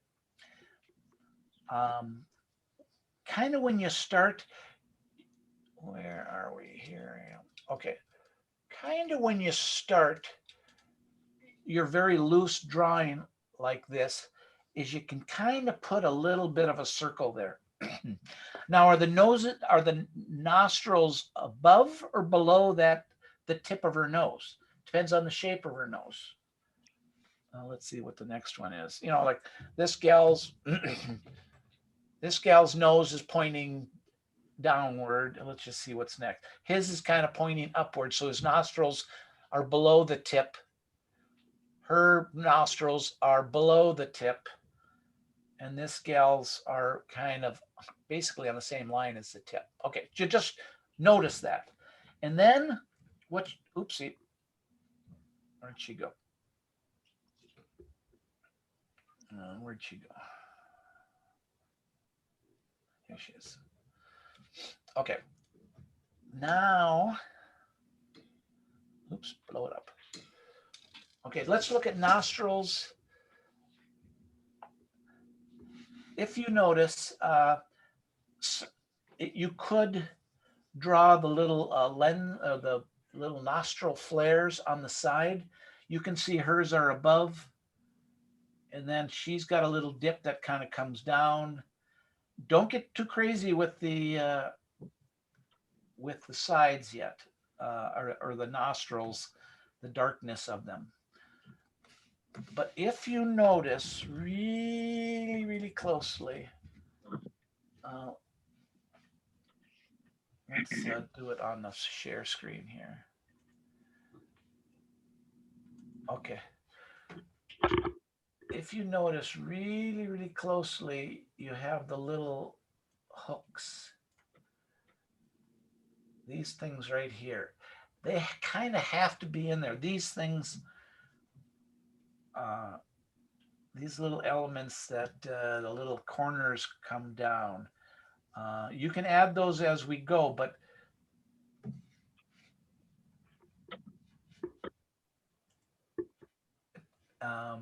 we get into this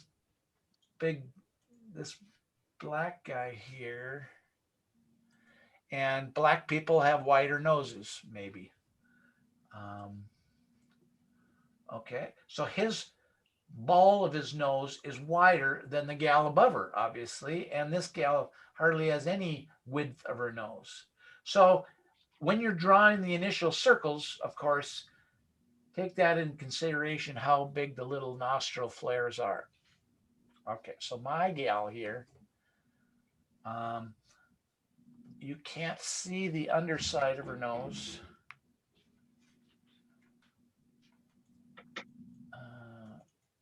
Okay. So anyways, that little ball is helpful. And then you can kind of draw, again, not necessarily lines, but then you draw the sides of the nose, which are shading. Be careful about getting a line because it isn't a line there. Okay. Now, when you start to get the shape, I'm looking around here. When you start to get the shape, of course, you don't need the ball necessarily, but if you look at her face, she does have a line there. That is something to be aware of when we get into the, not the first wash, the first value, but we want to see that there's actually a light spot there. This is behind this. This is darker and it's pushed back. So, okay. Okay, so on my little drawing here, relative position of the nostrils for her, you can take a look at that in my little drawing. If you can see my thing here, her nostrils are on the inside of her eye. It's not the corners, it's a little wider than that. It again depends if she's looking left or right. But in this situation, I'm going to say this is where her duct is. I'm going to kind of drop down and say that her nostrils are in here. And then this one is about here. and this is light shaded, and this is light shaded. And okay. Okay, now this is, we're drawing a portrait of the nose. We have a light, we know where it's positioned. We're at that stage that now we can start to shade it. We like where it's positioned. We like its relative shape. The lines are not shading so much as they're just kind of positioning. Okay, so now we go to value 2. So in this case, we can consider her whole face local color. And if she had a glint on her nose, maybe we'll leave this little tip of her nose, the white of the paper, and maybe your cheek even. So consider that a little bit of a value change. Under her nostril is darker. Okay, so I just added flesh everywhere that's not the white or something. Okay. All right. Okay, now when I was talking about line versus, I said at first keep them light, and there are no lines in nature. There's no lines on the face. So when we look at the flare here,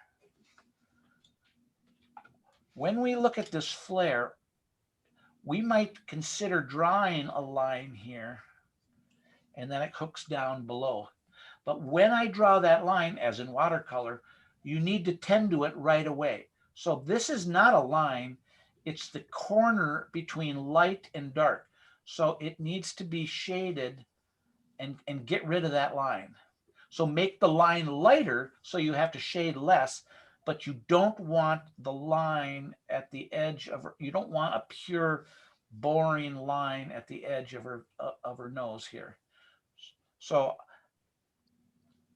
on this side of the nose, the cheek is darker. So I'm going to shade the edge. The edge is now, I'm putting my pencil mark on the dark side of the nose, and then I'm shading around it and leaving the nose lighter. But I'm doing it right away. It's not a line. When I get underneath her nostril, the nostril itself, she has one there. I'm going to make it a little bit darker, and then I'm just going to shade out. The tip of her nose kind of comes to a point. I will put a line, and then I'm going to shade it out so that I don't have a line there anymore. Same thing with the nostril. So there are no lines. If you're going to draw a line, shade out what isn't. Shade out the line. Okay. I mean, it's when you trace a drawing, you always make the line on the dark side, like underneath an ear, like the ear, the corner at the bottom of the ear. When you're drawing this thing, you're making your pencil mark on the dark side, back in the hair. Not when you get to the side of the face, you're drawing the hair, not the side of the face. So okay. I think you're either not making any sense or whatever. Okay, so that's the nostril flares. How we doing? So,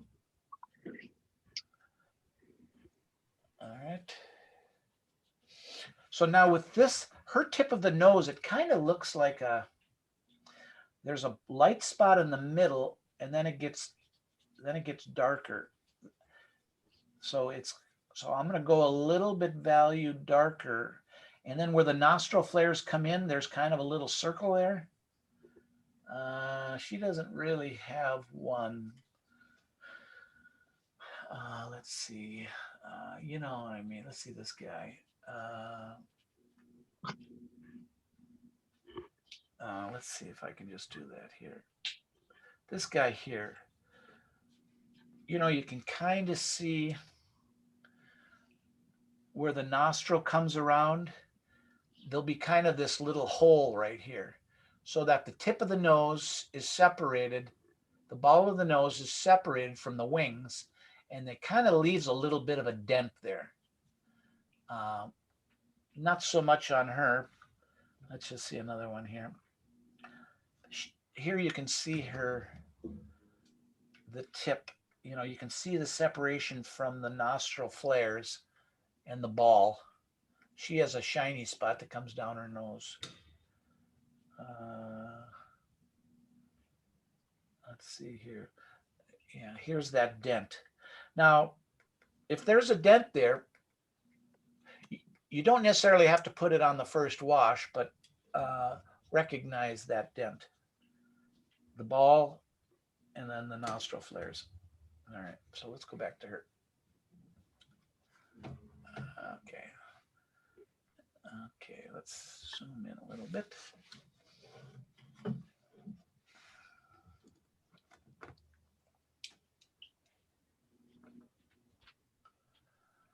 All right, I'm looking around at you guys. So we've got the first value, our local color in there, and now we're kind of, her face is pretty evenly, lightly lit. So we can see the edge of her nose has a little bit of a shadow to it, and it kind of comes up to the tip. And then there's that kind of shape where the tip of her nose is there. No lines, just slowly shade that in. If you get it too dark, take your kneaded eraser and just kind of bring the highlight back.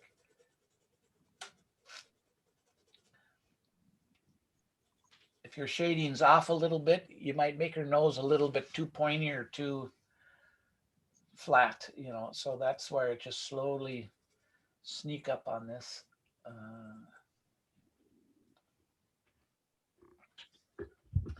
Now, when I look at mine,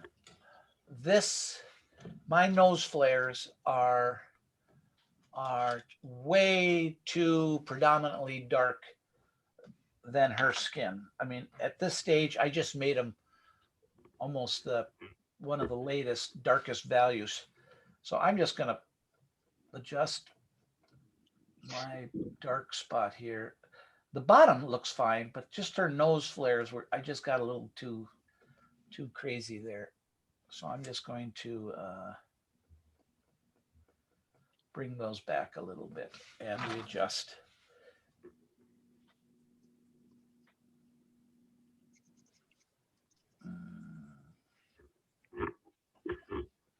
Okay. All right. Okay. And this is more of a line. And every time I draw a line, I'm going to scribble around it.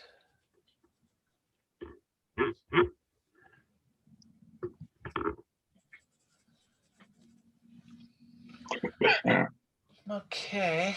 The other thing, when I do watercolor portraits, I make a point of it almost over accentuating. Do I have any here?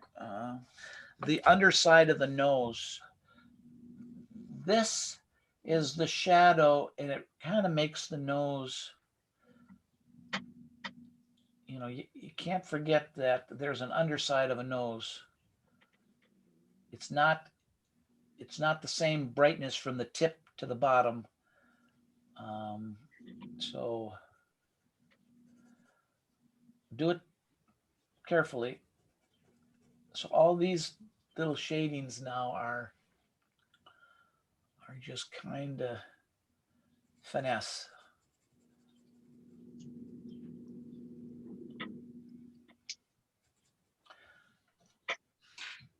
And this gal at the bottom here, this picture here,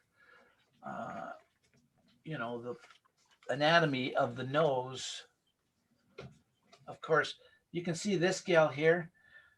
The top of the nose is, the very top of the nose is bone, and then there's cartilage, and then there's fat at the tip. So on some people, you can see that difference. In this gal, and sometimes, you know, boxers or whatever, you know, when he gets broken, there is the difference between where it's bone, where it's cartilage, and where the ball fat is. So, you know, that's important to, you know, the look of that person. Okay. Let's go here. Okay.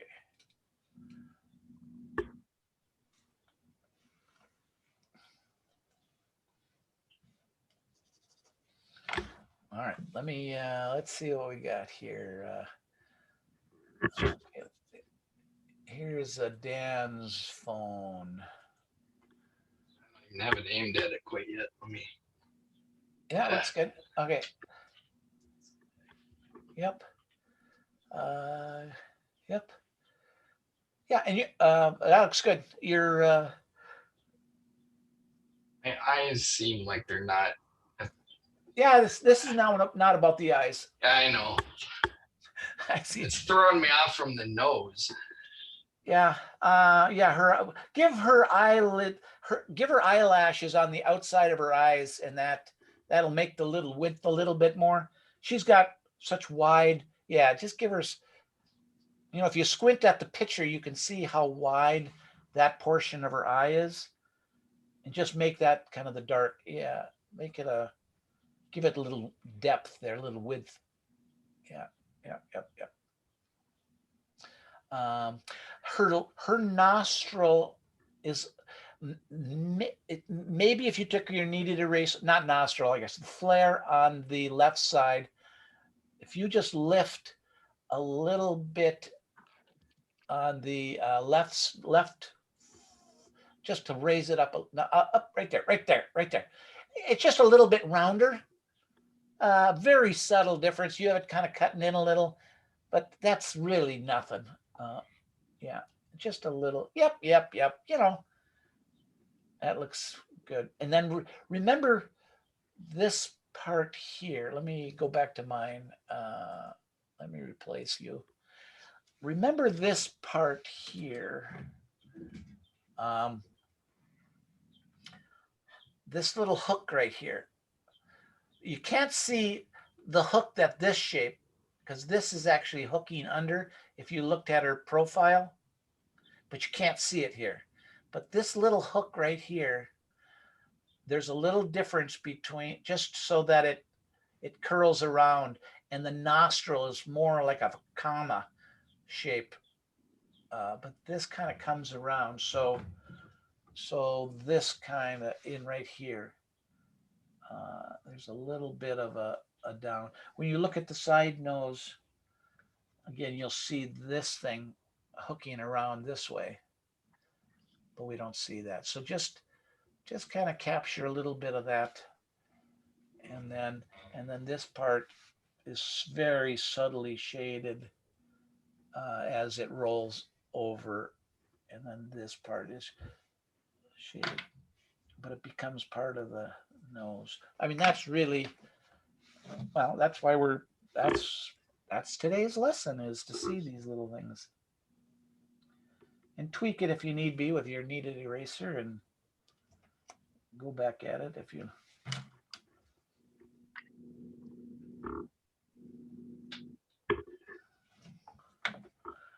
Okay, let me go back to you guys. And back to you, Jim. Okay, Tom, I got you queued up here. Yeah, nice. Yep.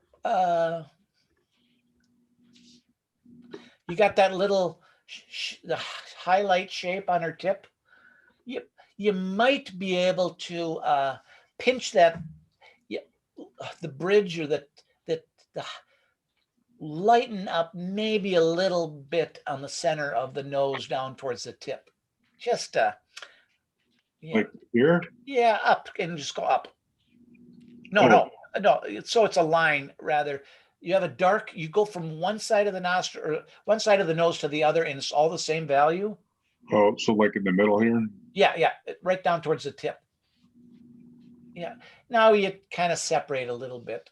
Yep, a little bit more at the bottom. Let me point at my deal here. Let's see, where am I? Oopsie, right here. Which one am I? Where am I? Oh, there. I gotta find which one is me. Replace. Okay, I'm saying this. She's, she has this shaded part, but which you have, but it kind of made this, because this was all the same value on yours, Tom, it kind of made it look flat.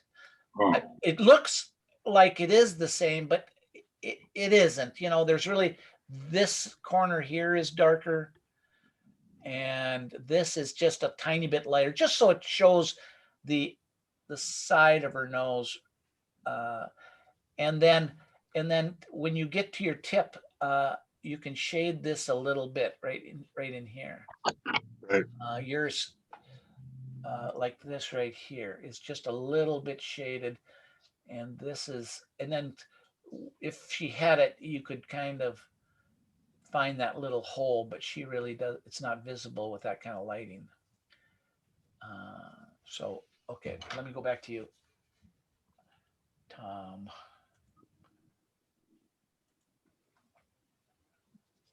Yeah. Yeah, actually you did it. I mean, it's that tip is separate. You got a little bit of a line. What kind of paper are you using? Is it a rough paper or is it a, no, it's fine. okay, it's fine paper? Yeah. Okay. So you should be able to adjust things and make her nostril flares maybe a little rounder. They're Yeah. kind of Yeah, I kind can of see tiny. that they're a little too. Well, but all it takes is just a touch with that eraser just to reshape them a little bit. Just a touch. Yep. Just kind of tweak them a little. Yep. And then one more thing.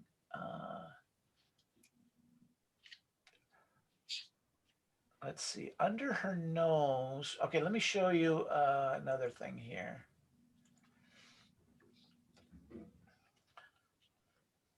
Right here, you have it kind of shaded. It kind of gets light down here. You have this maybe a little bit dark. Just tap this little area under here because it's kind of light. She's got that little V thing here going on between her lips, but maybe just a little lighter in here just to create a difference of darkness there. But that's, let's see. Yep. That's fine. All right. What else we got here? Sarah's. Let's go to Sarah. Yeah. Her side of her nose got a little dark. You kind of have a definite shaded line there. Again, I will go to this one. I'll show you by pointing at the picture. This area right here got a little dark. You can just touch that with your eraser. On her, because it's so softly lit, it's not quite so dark that you have it, Sarah. This side is more so, but it's just a little bit too dark at this stage, maybe.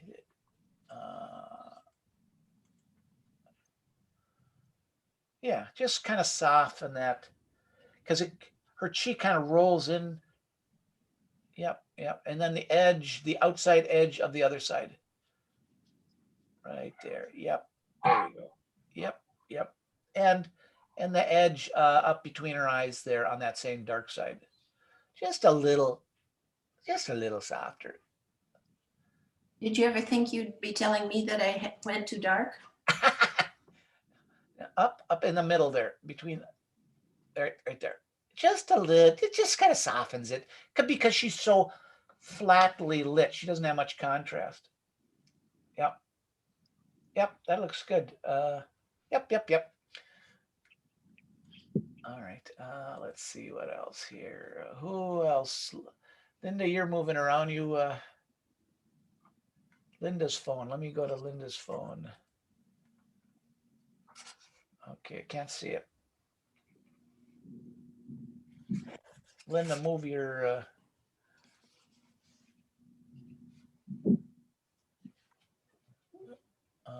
Oh, maybe you're frozen. Can't see it. Let me go away from you and come back. Linda's holding it up on her, by her, Oh, all right. I can see it on the little, Oh, all right. I was looking at your Linda's iPhone. Okay. There she is. Yep, looks good. Nice and soft. That's Sarah. That's what I'm kind of. okay. That's nice. Just a little kind of blending. You could probably take your thumb and swoosh it out under her, if you wanted to, on the side up by between her eyes there. But that looks good. Good shape, good round, no lines, only the nostrils. And then maybe the edge flares of the nostrils might take a little, put your thumb on one of the flares of the nostrils and smudge it down. Oh, here. And put in the angle that the cheek would be. Here, wait a minute. Before you do that, let me just show you what I'm talking about. This right here, Linda, can you see this? Yeah. If you had some charcoal here or watercolor paint and you just did this, you got it wet and you just kind of did that. Okay. It kind of does the same thing. It blends and it softens and it goes away, Okay. That's Oh, just kind of does that. This one got a little carried away, but that's what we do in watercolor. We just get it wet and just kind of pull it. okay. Let me go back to that. Okay.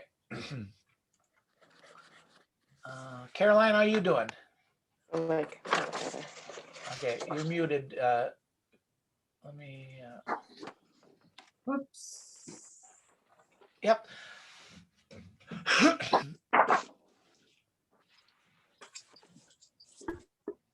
Oh, come back here to that. You were too quick. Oh, let's see. There you go.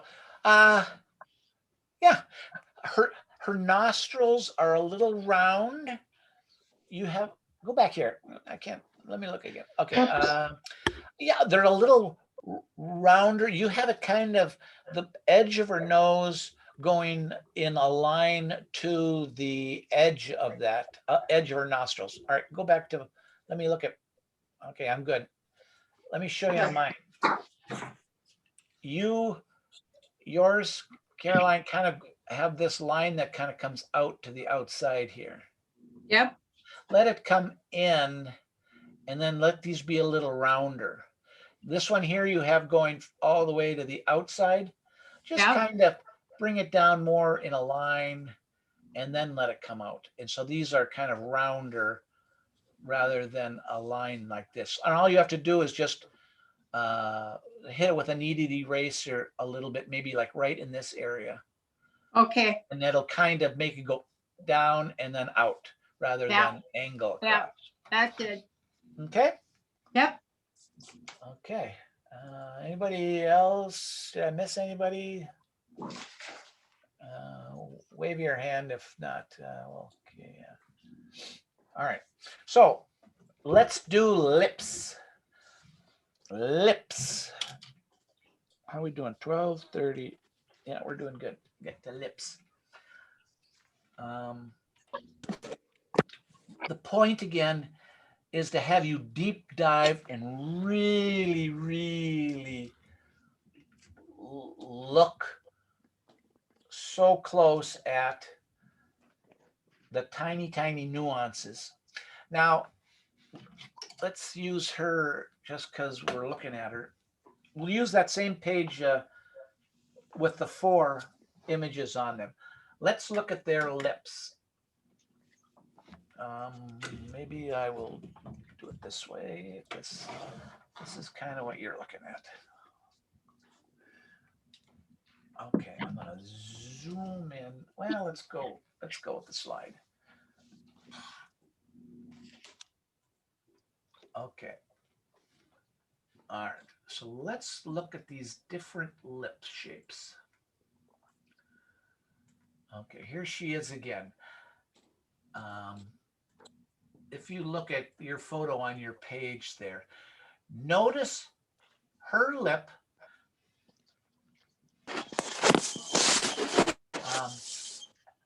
The edges of lips, you notice hers are light. The red part of her lip ends, it gets lighter, and then the top part of her lip is a little bit darker. Do you see that? That's really common, that there's kind of a white line that wraps around the lips right up here. Now, in other words, that is not dark pencil there. It's really the edge of her lip, but it's not dark. It's like the upper or the lower eyelid. It's actually light. Okay. Now, another thing to notice is these little things on the corners. They call those nodes. If you're going to draw them, it's better they're drawn narrower than wider. You know, if you put dots down to say, here's the corners of the lips, don't bring the lips all the way to the dots. It's easier to make the lips wider than it is to make the lips narrower. So that's just kind of a little tip there. So know where the corners are and just stay a little bit short of them. Okay. Notice the lip here. Her lip is almost straight across from the corner, center corner down. It looks almost straight. This side here, if you look at this angle right here, it kind of makes a little bit of a flare at the bottom. It flares up. If somebody is smirking, the corners of their mouth might be higher than the center.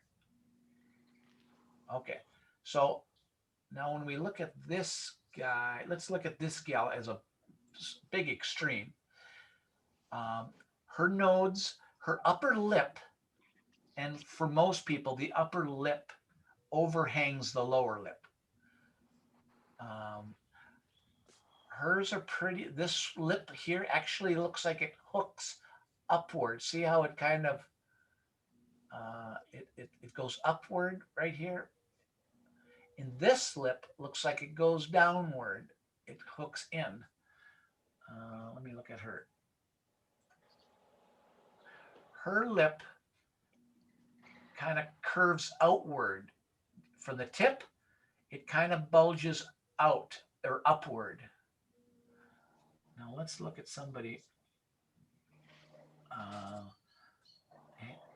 Let's look at Marilyn here. Her lip definitely bulges up and around. This gal is a different shape. I'm looking for one that, here's one. Look at her lip. See how there's a little bit of a hook to it there. How about this? This guy is pretty, it bulges outward and upward. This gal definitely bulges inward. They call that the Cupid's bow. See how hers, both sides dip in. If you make this gal's lip bulge out, like this guy, see his bulge upward, hers bulge inward. That is critical. Mouths are very expressive, but just pay attention to these shapes. Let's see this gal. Hers definitely tilts inward. Okay. Muy importante. Her little nose, she's got a little bit of a smirk. And her lips are, they go down and then they curve up at the end. Let's see. This dude here, they hook down. Okay. All this is important. Okay, so let's go back to let's paint, let's do some full lips. Marilyn had full lips. Let's go to Marilyn. Let's do her lips. Now her mouth is open. Let's do this gal's lips. No, let's not do her. Let's do this gal's lips.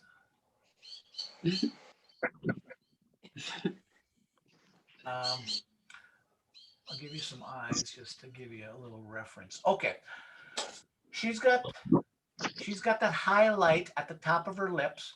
Now lips are drawn. I'm gonna go to my let's see if I have her. Let's see here. Let's see here. Oops. Okay. Okay. Here she is. Okay. I can point at her here.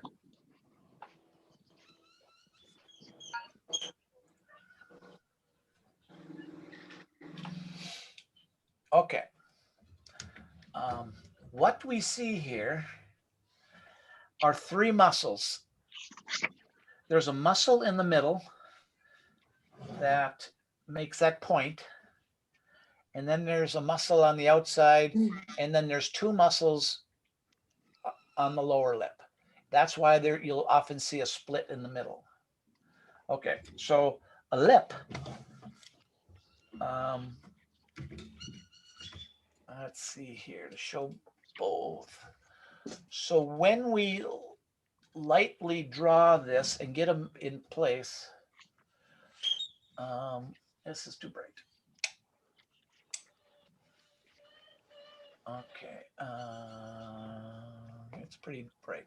Okay, so when we position the mouth, how can I do this so you can see? Okay, so we yeah, you can't see that.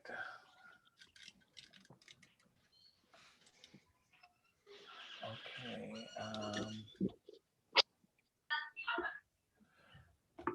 Okay. Maybe brighter is better. Maybe charcoal is better. All right, I'm going to do charcoal just so we can see. Okay, we have a general line with the mouth.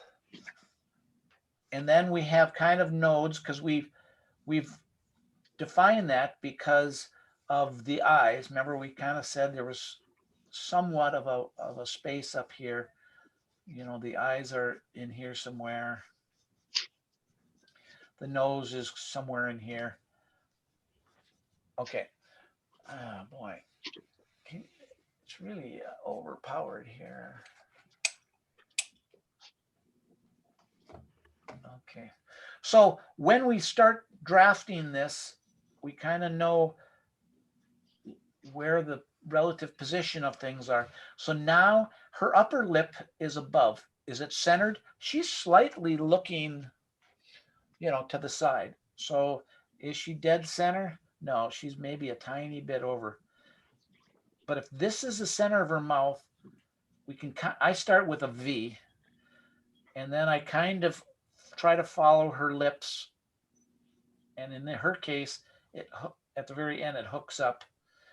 And then this lip kind of comes down. And then she has a little flare that goes up at the end. Okay, so now if you can see her lip, yeah, you can see it. You can imagine this little dip and this little thing here. There's this shape right here. And then she curls up right here, and then it kind of comes down. And the lower lip, this muscle and that muscle in this case is kind of filling that void.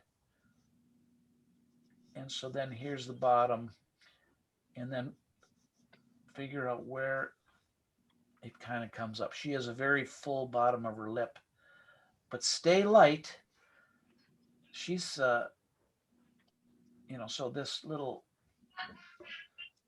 so I can see that her lip goes down and goes up, and then there's this little muscle thing here, and then it kind of comes down and has a little flare up, and then the bottom is shaded, and then I've got a little bit full. Okay, so and then she's got a little bit of her chin goes in here, and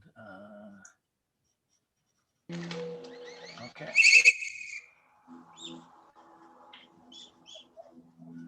And when you shade, kind of shade in the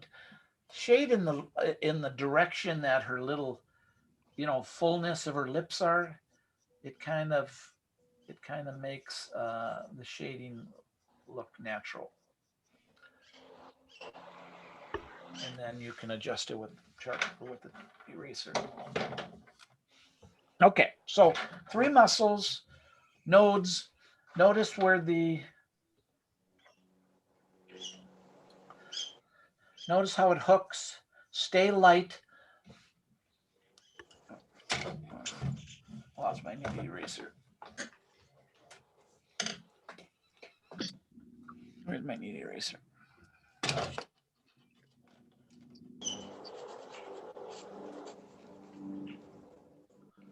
Okay, so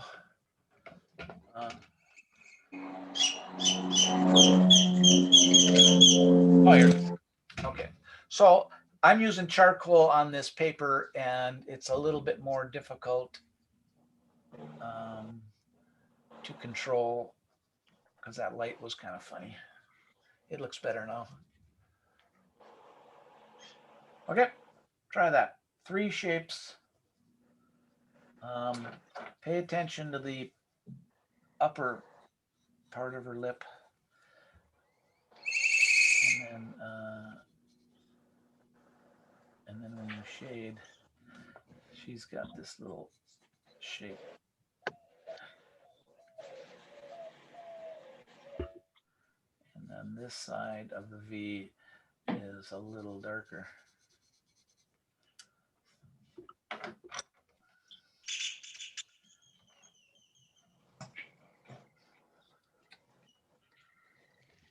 Okay.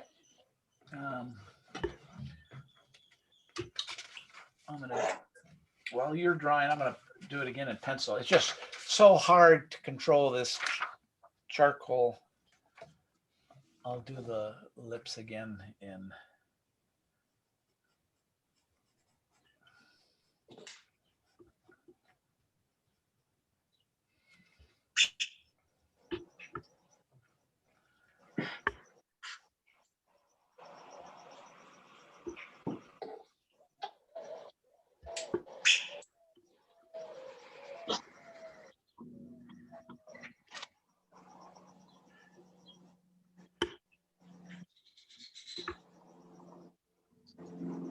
So remember, when you get it laid in, yep, Tom, you're looking, I can see what you're doing there.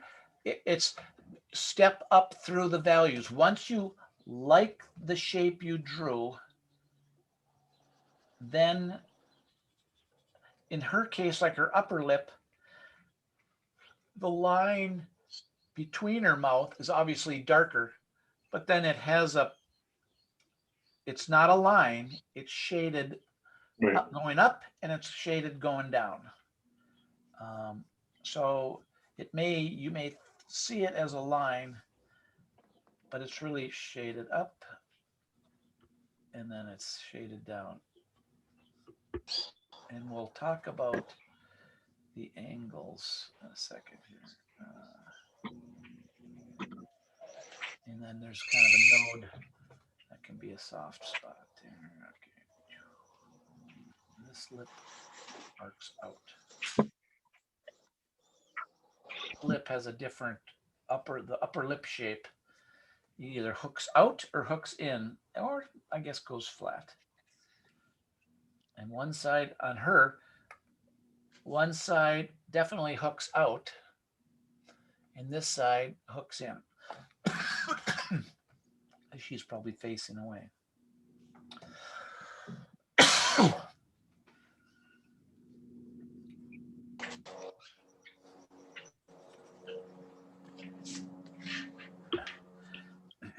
With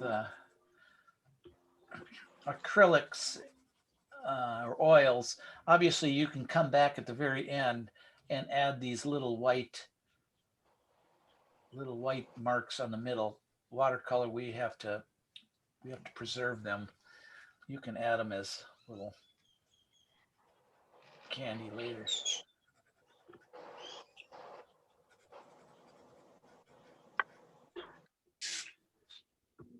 That little triangle shape, this, keeping that white, if you notice it there, you need to keep that. Watercolor people can lift it later.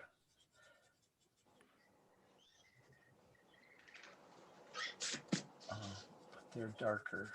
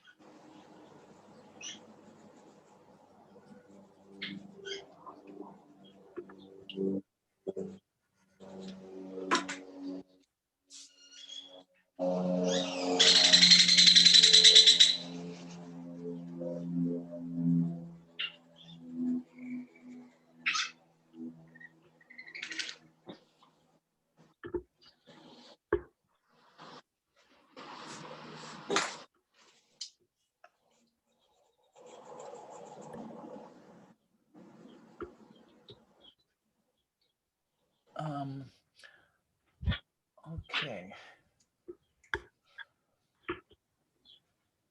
How are we doing here?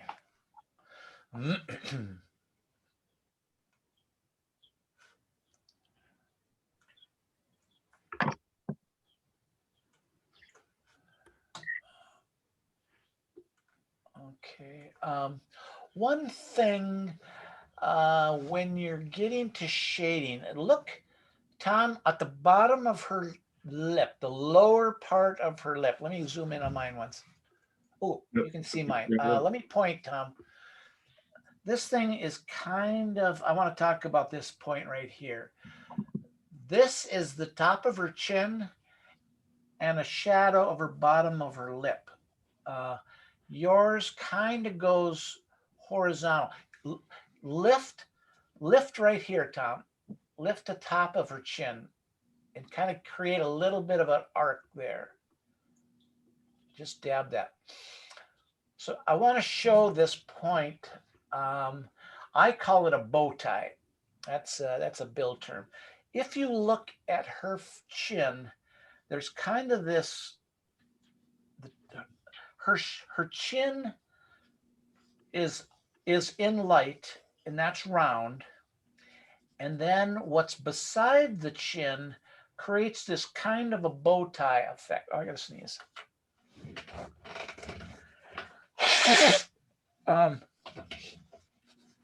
There's this very subtle difference that forms, the chin.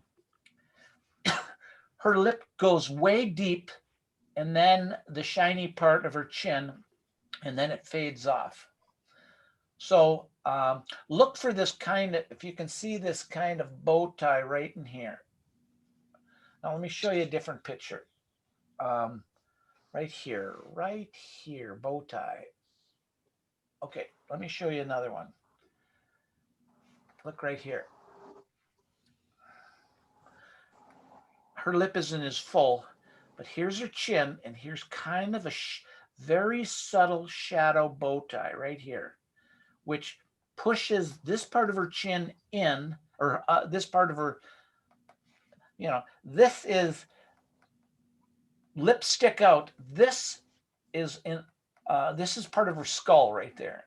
This is chin fat, bow tie. Do you see that bow tie? Let's go to another one. You can kind of see it right here. Here's her chin, and here's kind of a bow tie. So this is shaded right here. Okay. Her little node, this one on this side goes up. So this is lightly shaded right here. This side kind of fans out. There's a point, and then it fans out. Okay, let's see. It's here, but she doesn't have a dark shade, but here's this bow tie. Her little node is a dot, and then it fans out.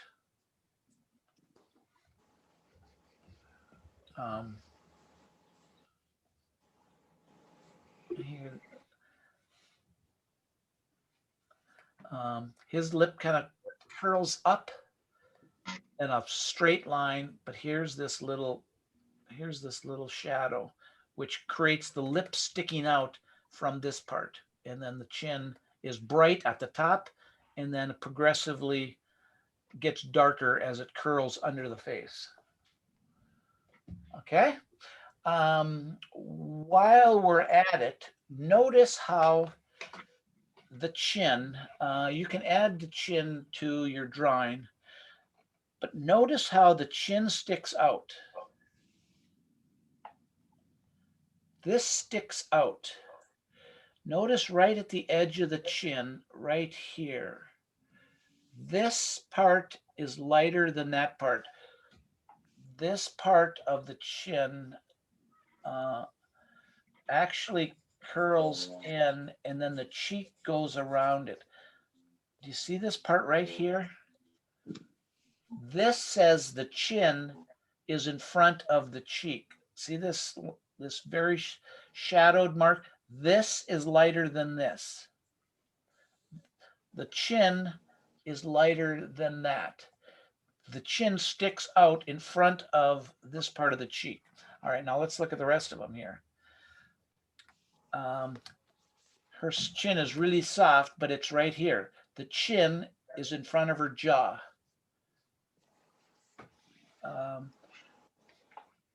And that's normally where it dips in. You'll see that hers is pretty smooth right here. Let's look at another one. Here you can see her chin. See this line right here?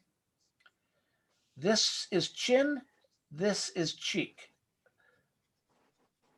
Look for that. This is chin. That's cheek. Hers dips in a little bit. See how this right here? It pushes in a little bit. Definitely see it here. See how the chin, her chin is in front of that cheek. See that little point right there? That differentiates chin from cheek. On this side here, chin goes up, cheek goes behind it. You see that? That pushes it, that pulls the chin out.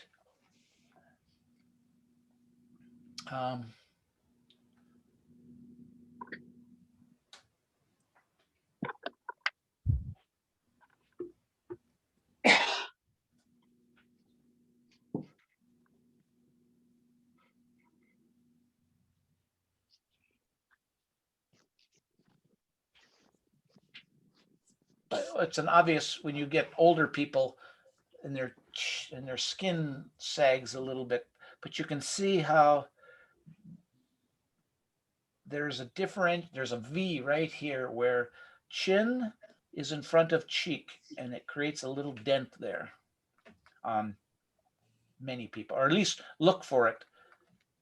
If you drew that line straight back, his chin wouldn't stick out as much. Yeah, you can kind of see it on that little sweetie. you can see very subtly here. I don't know how close you can see it, but this is going in and then it's coming out. There's a little dent there that you got to have. Yeah, hers you can see her chin separates the cheek. She doesn't have it. Her chin very egg shape. Okay. Okay. How we doing? Let's go back to her. Where is she here? Here she is. So you can. So that's the jaw. Tomorrow or next week, when I talked about the difference here of the chin on some pictures, hers is pretty smooth. You really can't see it. But the other thing we're going to talk about later is this cheekbone. And that will be next week. You see how the cheek comes in? And that creates this circle right here. This sticks out. This is a cheek. This is a jaw. And there's this little delineation right here that separates cheek from this part of her face. Very subtle, but very important, especially on people that it matters. More high contrast photos will see it more so.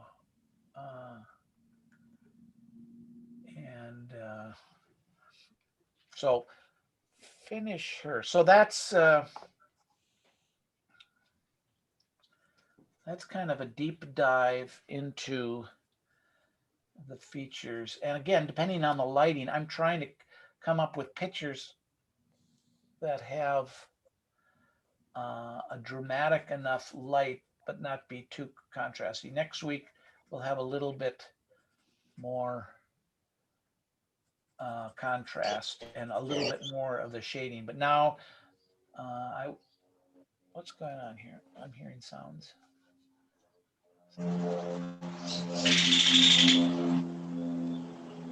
Not wild bird songs. Okay.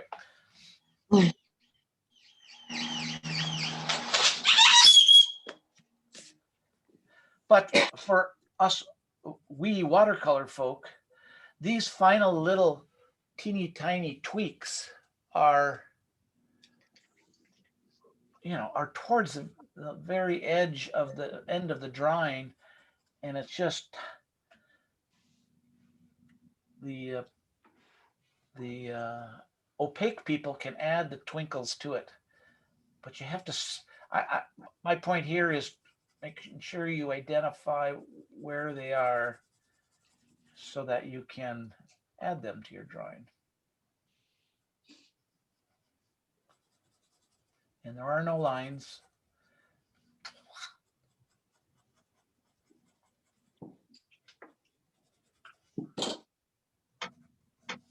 And then the bow tie and the nodes.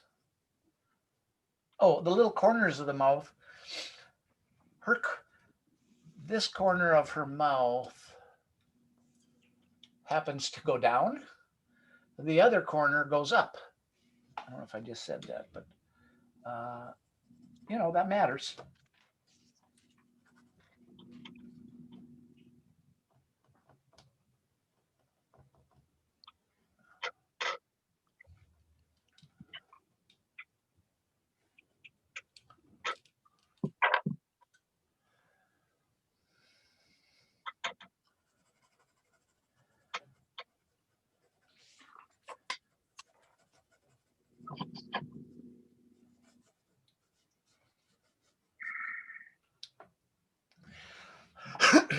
One thing about drawing, keep going, but one thing about drawing the edges of the face when we were originally drawing them, you don't want to make the edge of the face a hard edge. Because at the very end, and especially like the chin, well, at what point of your drawing do you draw the chin? The top of the chin, the bottom of the chin, really in this case, her chin, there's a shadow below it, but keep the chin soft. Know where it is, but don't commit to it until you are perfectly convinced. This side of her face, you can't tell where the side of her face is because it's shadowed. So don't get too hard with your line there. This is a lost edge. It goes shadowed, go right into the side of her hair. The light's coming, you can see from the little point in her eye. The light is coming from, right above her here. This side of her nose is dark, but keep the sides of the face and keep the chin a little bit lighter and less committed until you're pretty confirmed at how wide her face is. Otherwise, her face, you might get all of her features, eyes, nose, and mouth in the correct spacing, but you might have the sides of her face a little bit wide or a little bit narrow. You measure the features between themselves, and they're all perfect. Then you need to kind of notice, is the size of her head correct? So keep those firmed up until you're ready.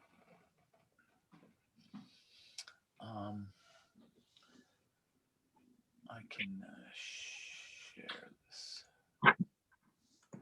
This picture's better.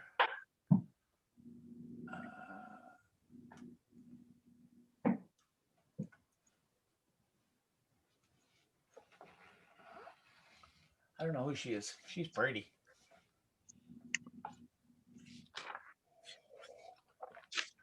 Hey, Bill, you sent out two different, I don't know if it was week 1 or week 2, two different times when we were supposed to copy this stuff. I think I copied one, and so I'm missing some of these pictures. So I have to go back and get them. You don't have her. Oh, I didn't have her? Okay. No, you had the force. I gave you the one we were drawing. I gave you this one. Yeah, I had those. Yeah. No, you I'm okay then. got what you got. I just didn't give you her. I'll send you her. She's. I've just got a bunch of these I don't care. stacked up here. I thought maybe. How the wind blows me.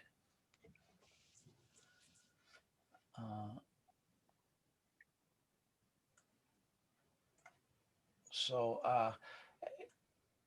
you can, let's see what else we got here. Yeah. Tom, that looks good. Yeah. You really got her, the angle of her lips, this is a big common mistake, is not noticing that little subtlety of dipping in and dipping out. And you can worry about it, but when it's about the 90% point, you opaque painter, you can correct it at the very end. But just that really is personal, like with Marilyn here. I mean, her big lips, and they have to be that shape or it's somebody else. Her bottom lip isn't as big as this gal, but anyways, next week we're going to get back into drawing full faces. That's where I'm going to get into drawing this cheekbone and stuff. But I wanted to go point by point because the features are kind of, personal. So we're going to get back into the full face portrait and use this level of detail and this level of shading. And then we'll get into like hair. I don't know if we're going to do that next week, but we're going to be back to drawing full faces, and we'll be shading full faces next week. Are there any interests that you folks have that you want to focus more in on? Is this tracking?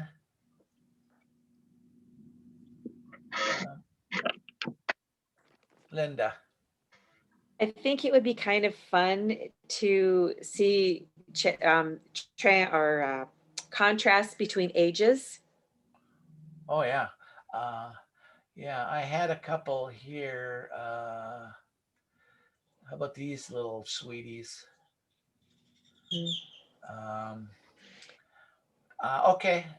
I didn't really call it when we did the baby. I talked about baby heads, and how their eyes are below center. That's one of the keys. They have no bridges of the nose, so we can talk about that. You know, the noses kind of go flat Okay. across. I saw you have a little baby underneath your easel there. Is that somebody you're going to draw? No, that's, I have it set on a baby wipes. Oh, that wasn't your baby. A box of baby wipes is what's holding my camera up. Okay, but that the short answer for that is babies or youths. Their eyes are quite a bit below center, and you can kind of see that in these. Okay. I could pull her in a little bit, and that was what we did. That one gal, this gal, and it's like, well, she doesn't look like a kid until you measure her head, and then it's like, if you measure chin to eyebrows and eyebrows to the top of her head, you know, she might be 12 years old, but she's made up to look like an adult. So yeah, okay, I'll talk more about that with full faces. Maybe I'll get some younger people. They're trickier because the heads are funny shape. Anything else? Let me stop sharing here. Stop. This is a whole spotlight. Dan had to go to his airport. Any other comments? What you would, we got 2 weeks left. What you want to focus in on?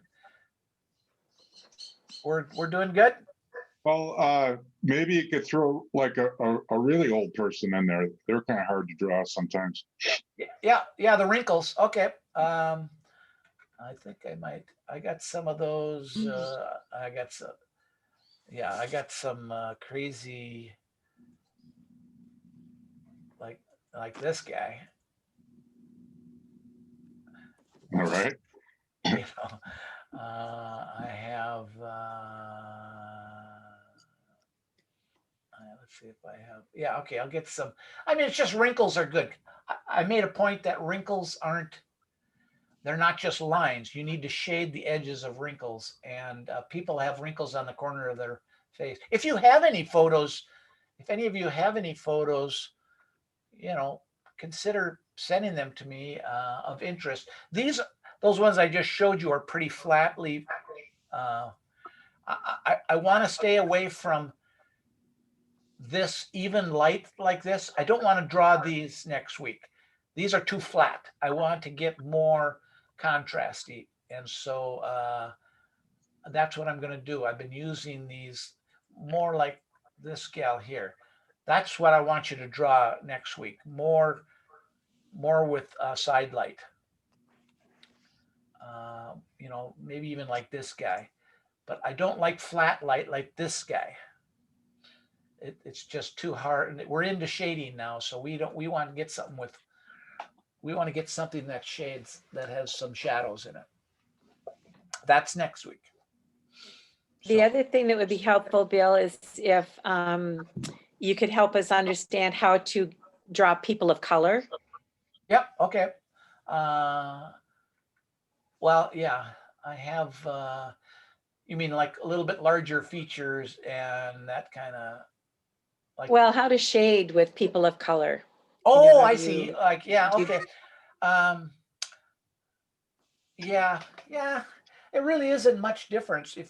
They're all the same local value. Their features are what say that they're black or Okay. Asian, the actual Okay. color of their skin is not really any different. It's their features that make them different. But I can Okay. bring up some, like this guy here, the Asians are maybe flatter in features, but they're all the same kind of local color. And the shape of their face is what make them the race. But I'll bring up Okay. some pictures like that. Okay. Because I got some good ones here.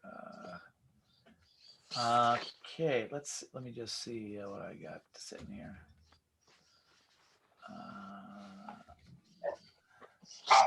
I got a lot of pictures. Let me just, if any of these grab you, well, we have the last seconds left here.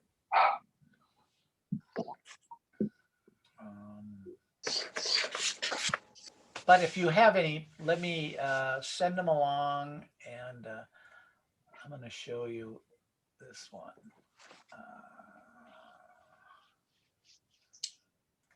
Let me go back.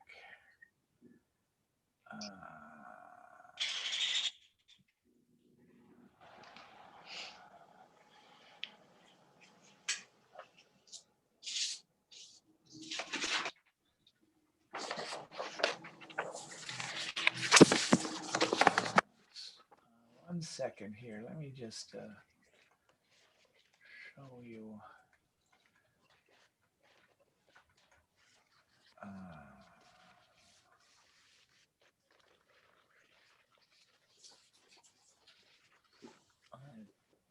thought I had it queued up here.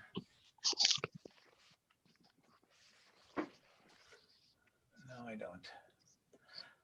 All right, I'm going to come up with better pictures. I've got some.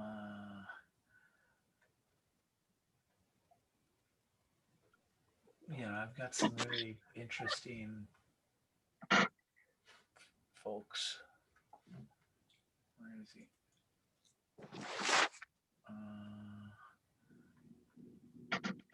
Morgan Freeman. Oh, there they are over here.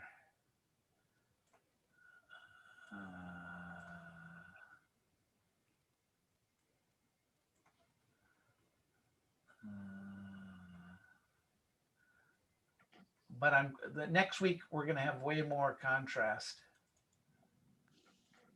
This guy here. Where's he? So, anyways, enough of that. I will be ready. So, that's kind of the long and short of it. Well,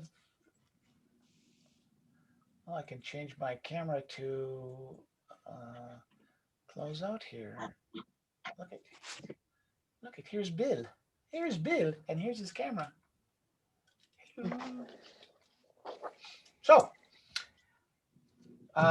if that is all, no more questions, I will close this off. And if anybody wants to hang around a second, feel free. So, thank you very much. Thank you.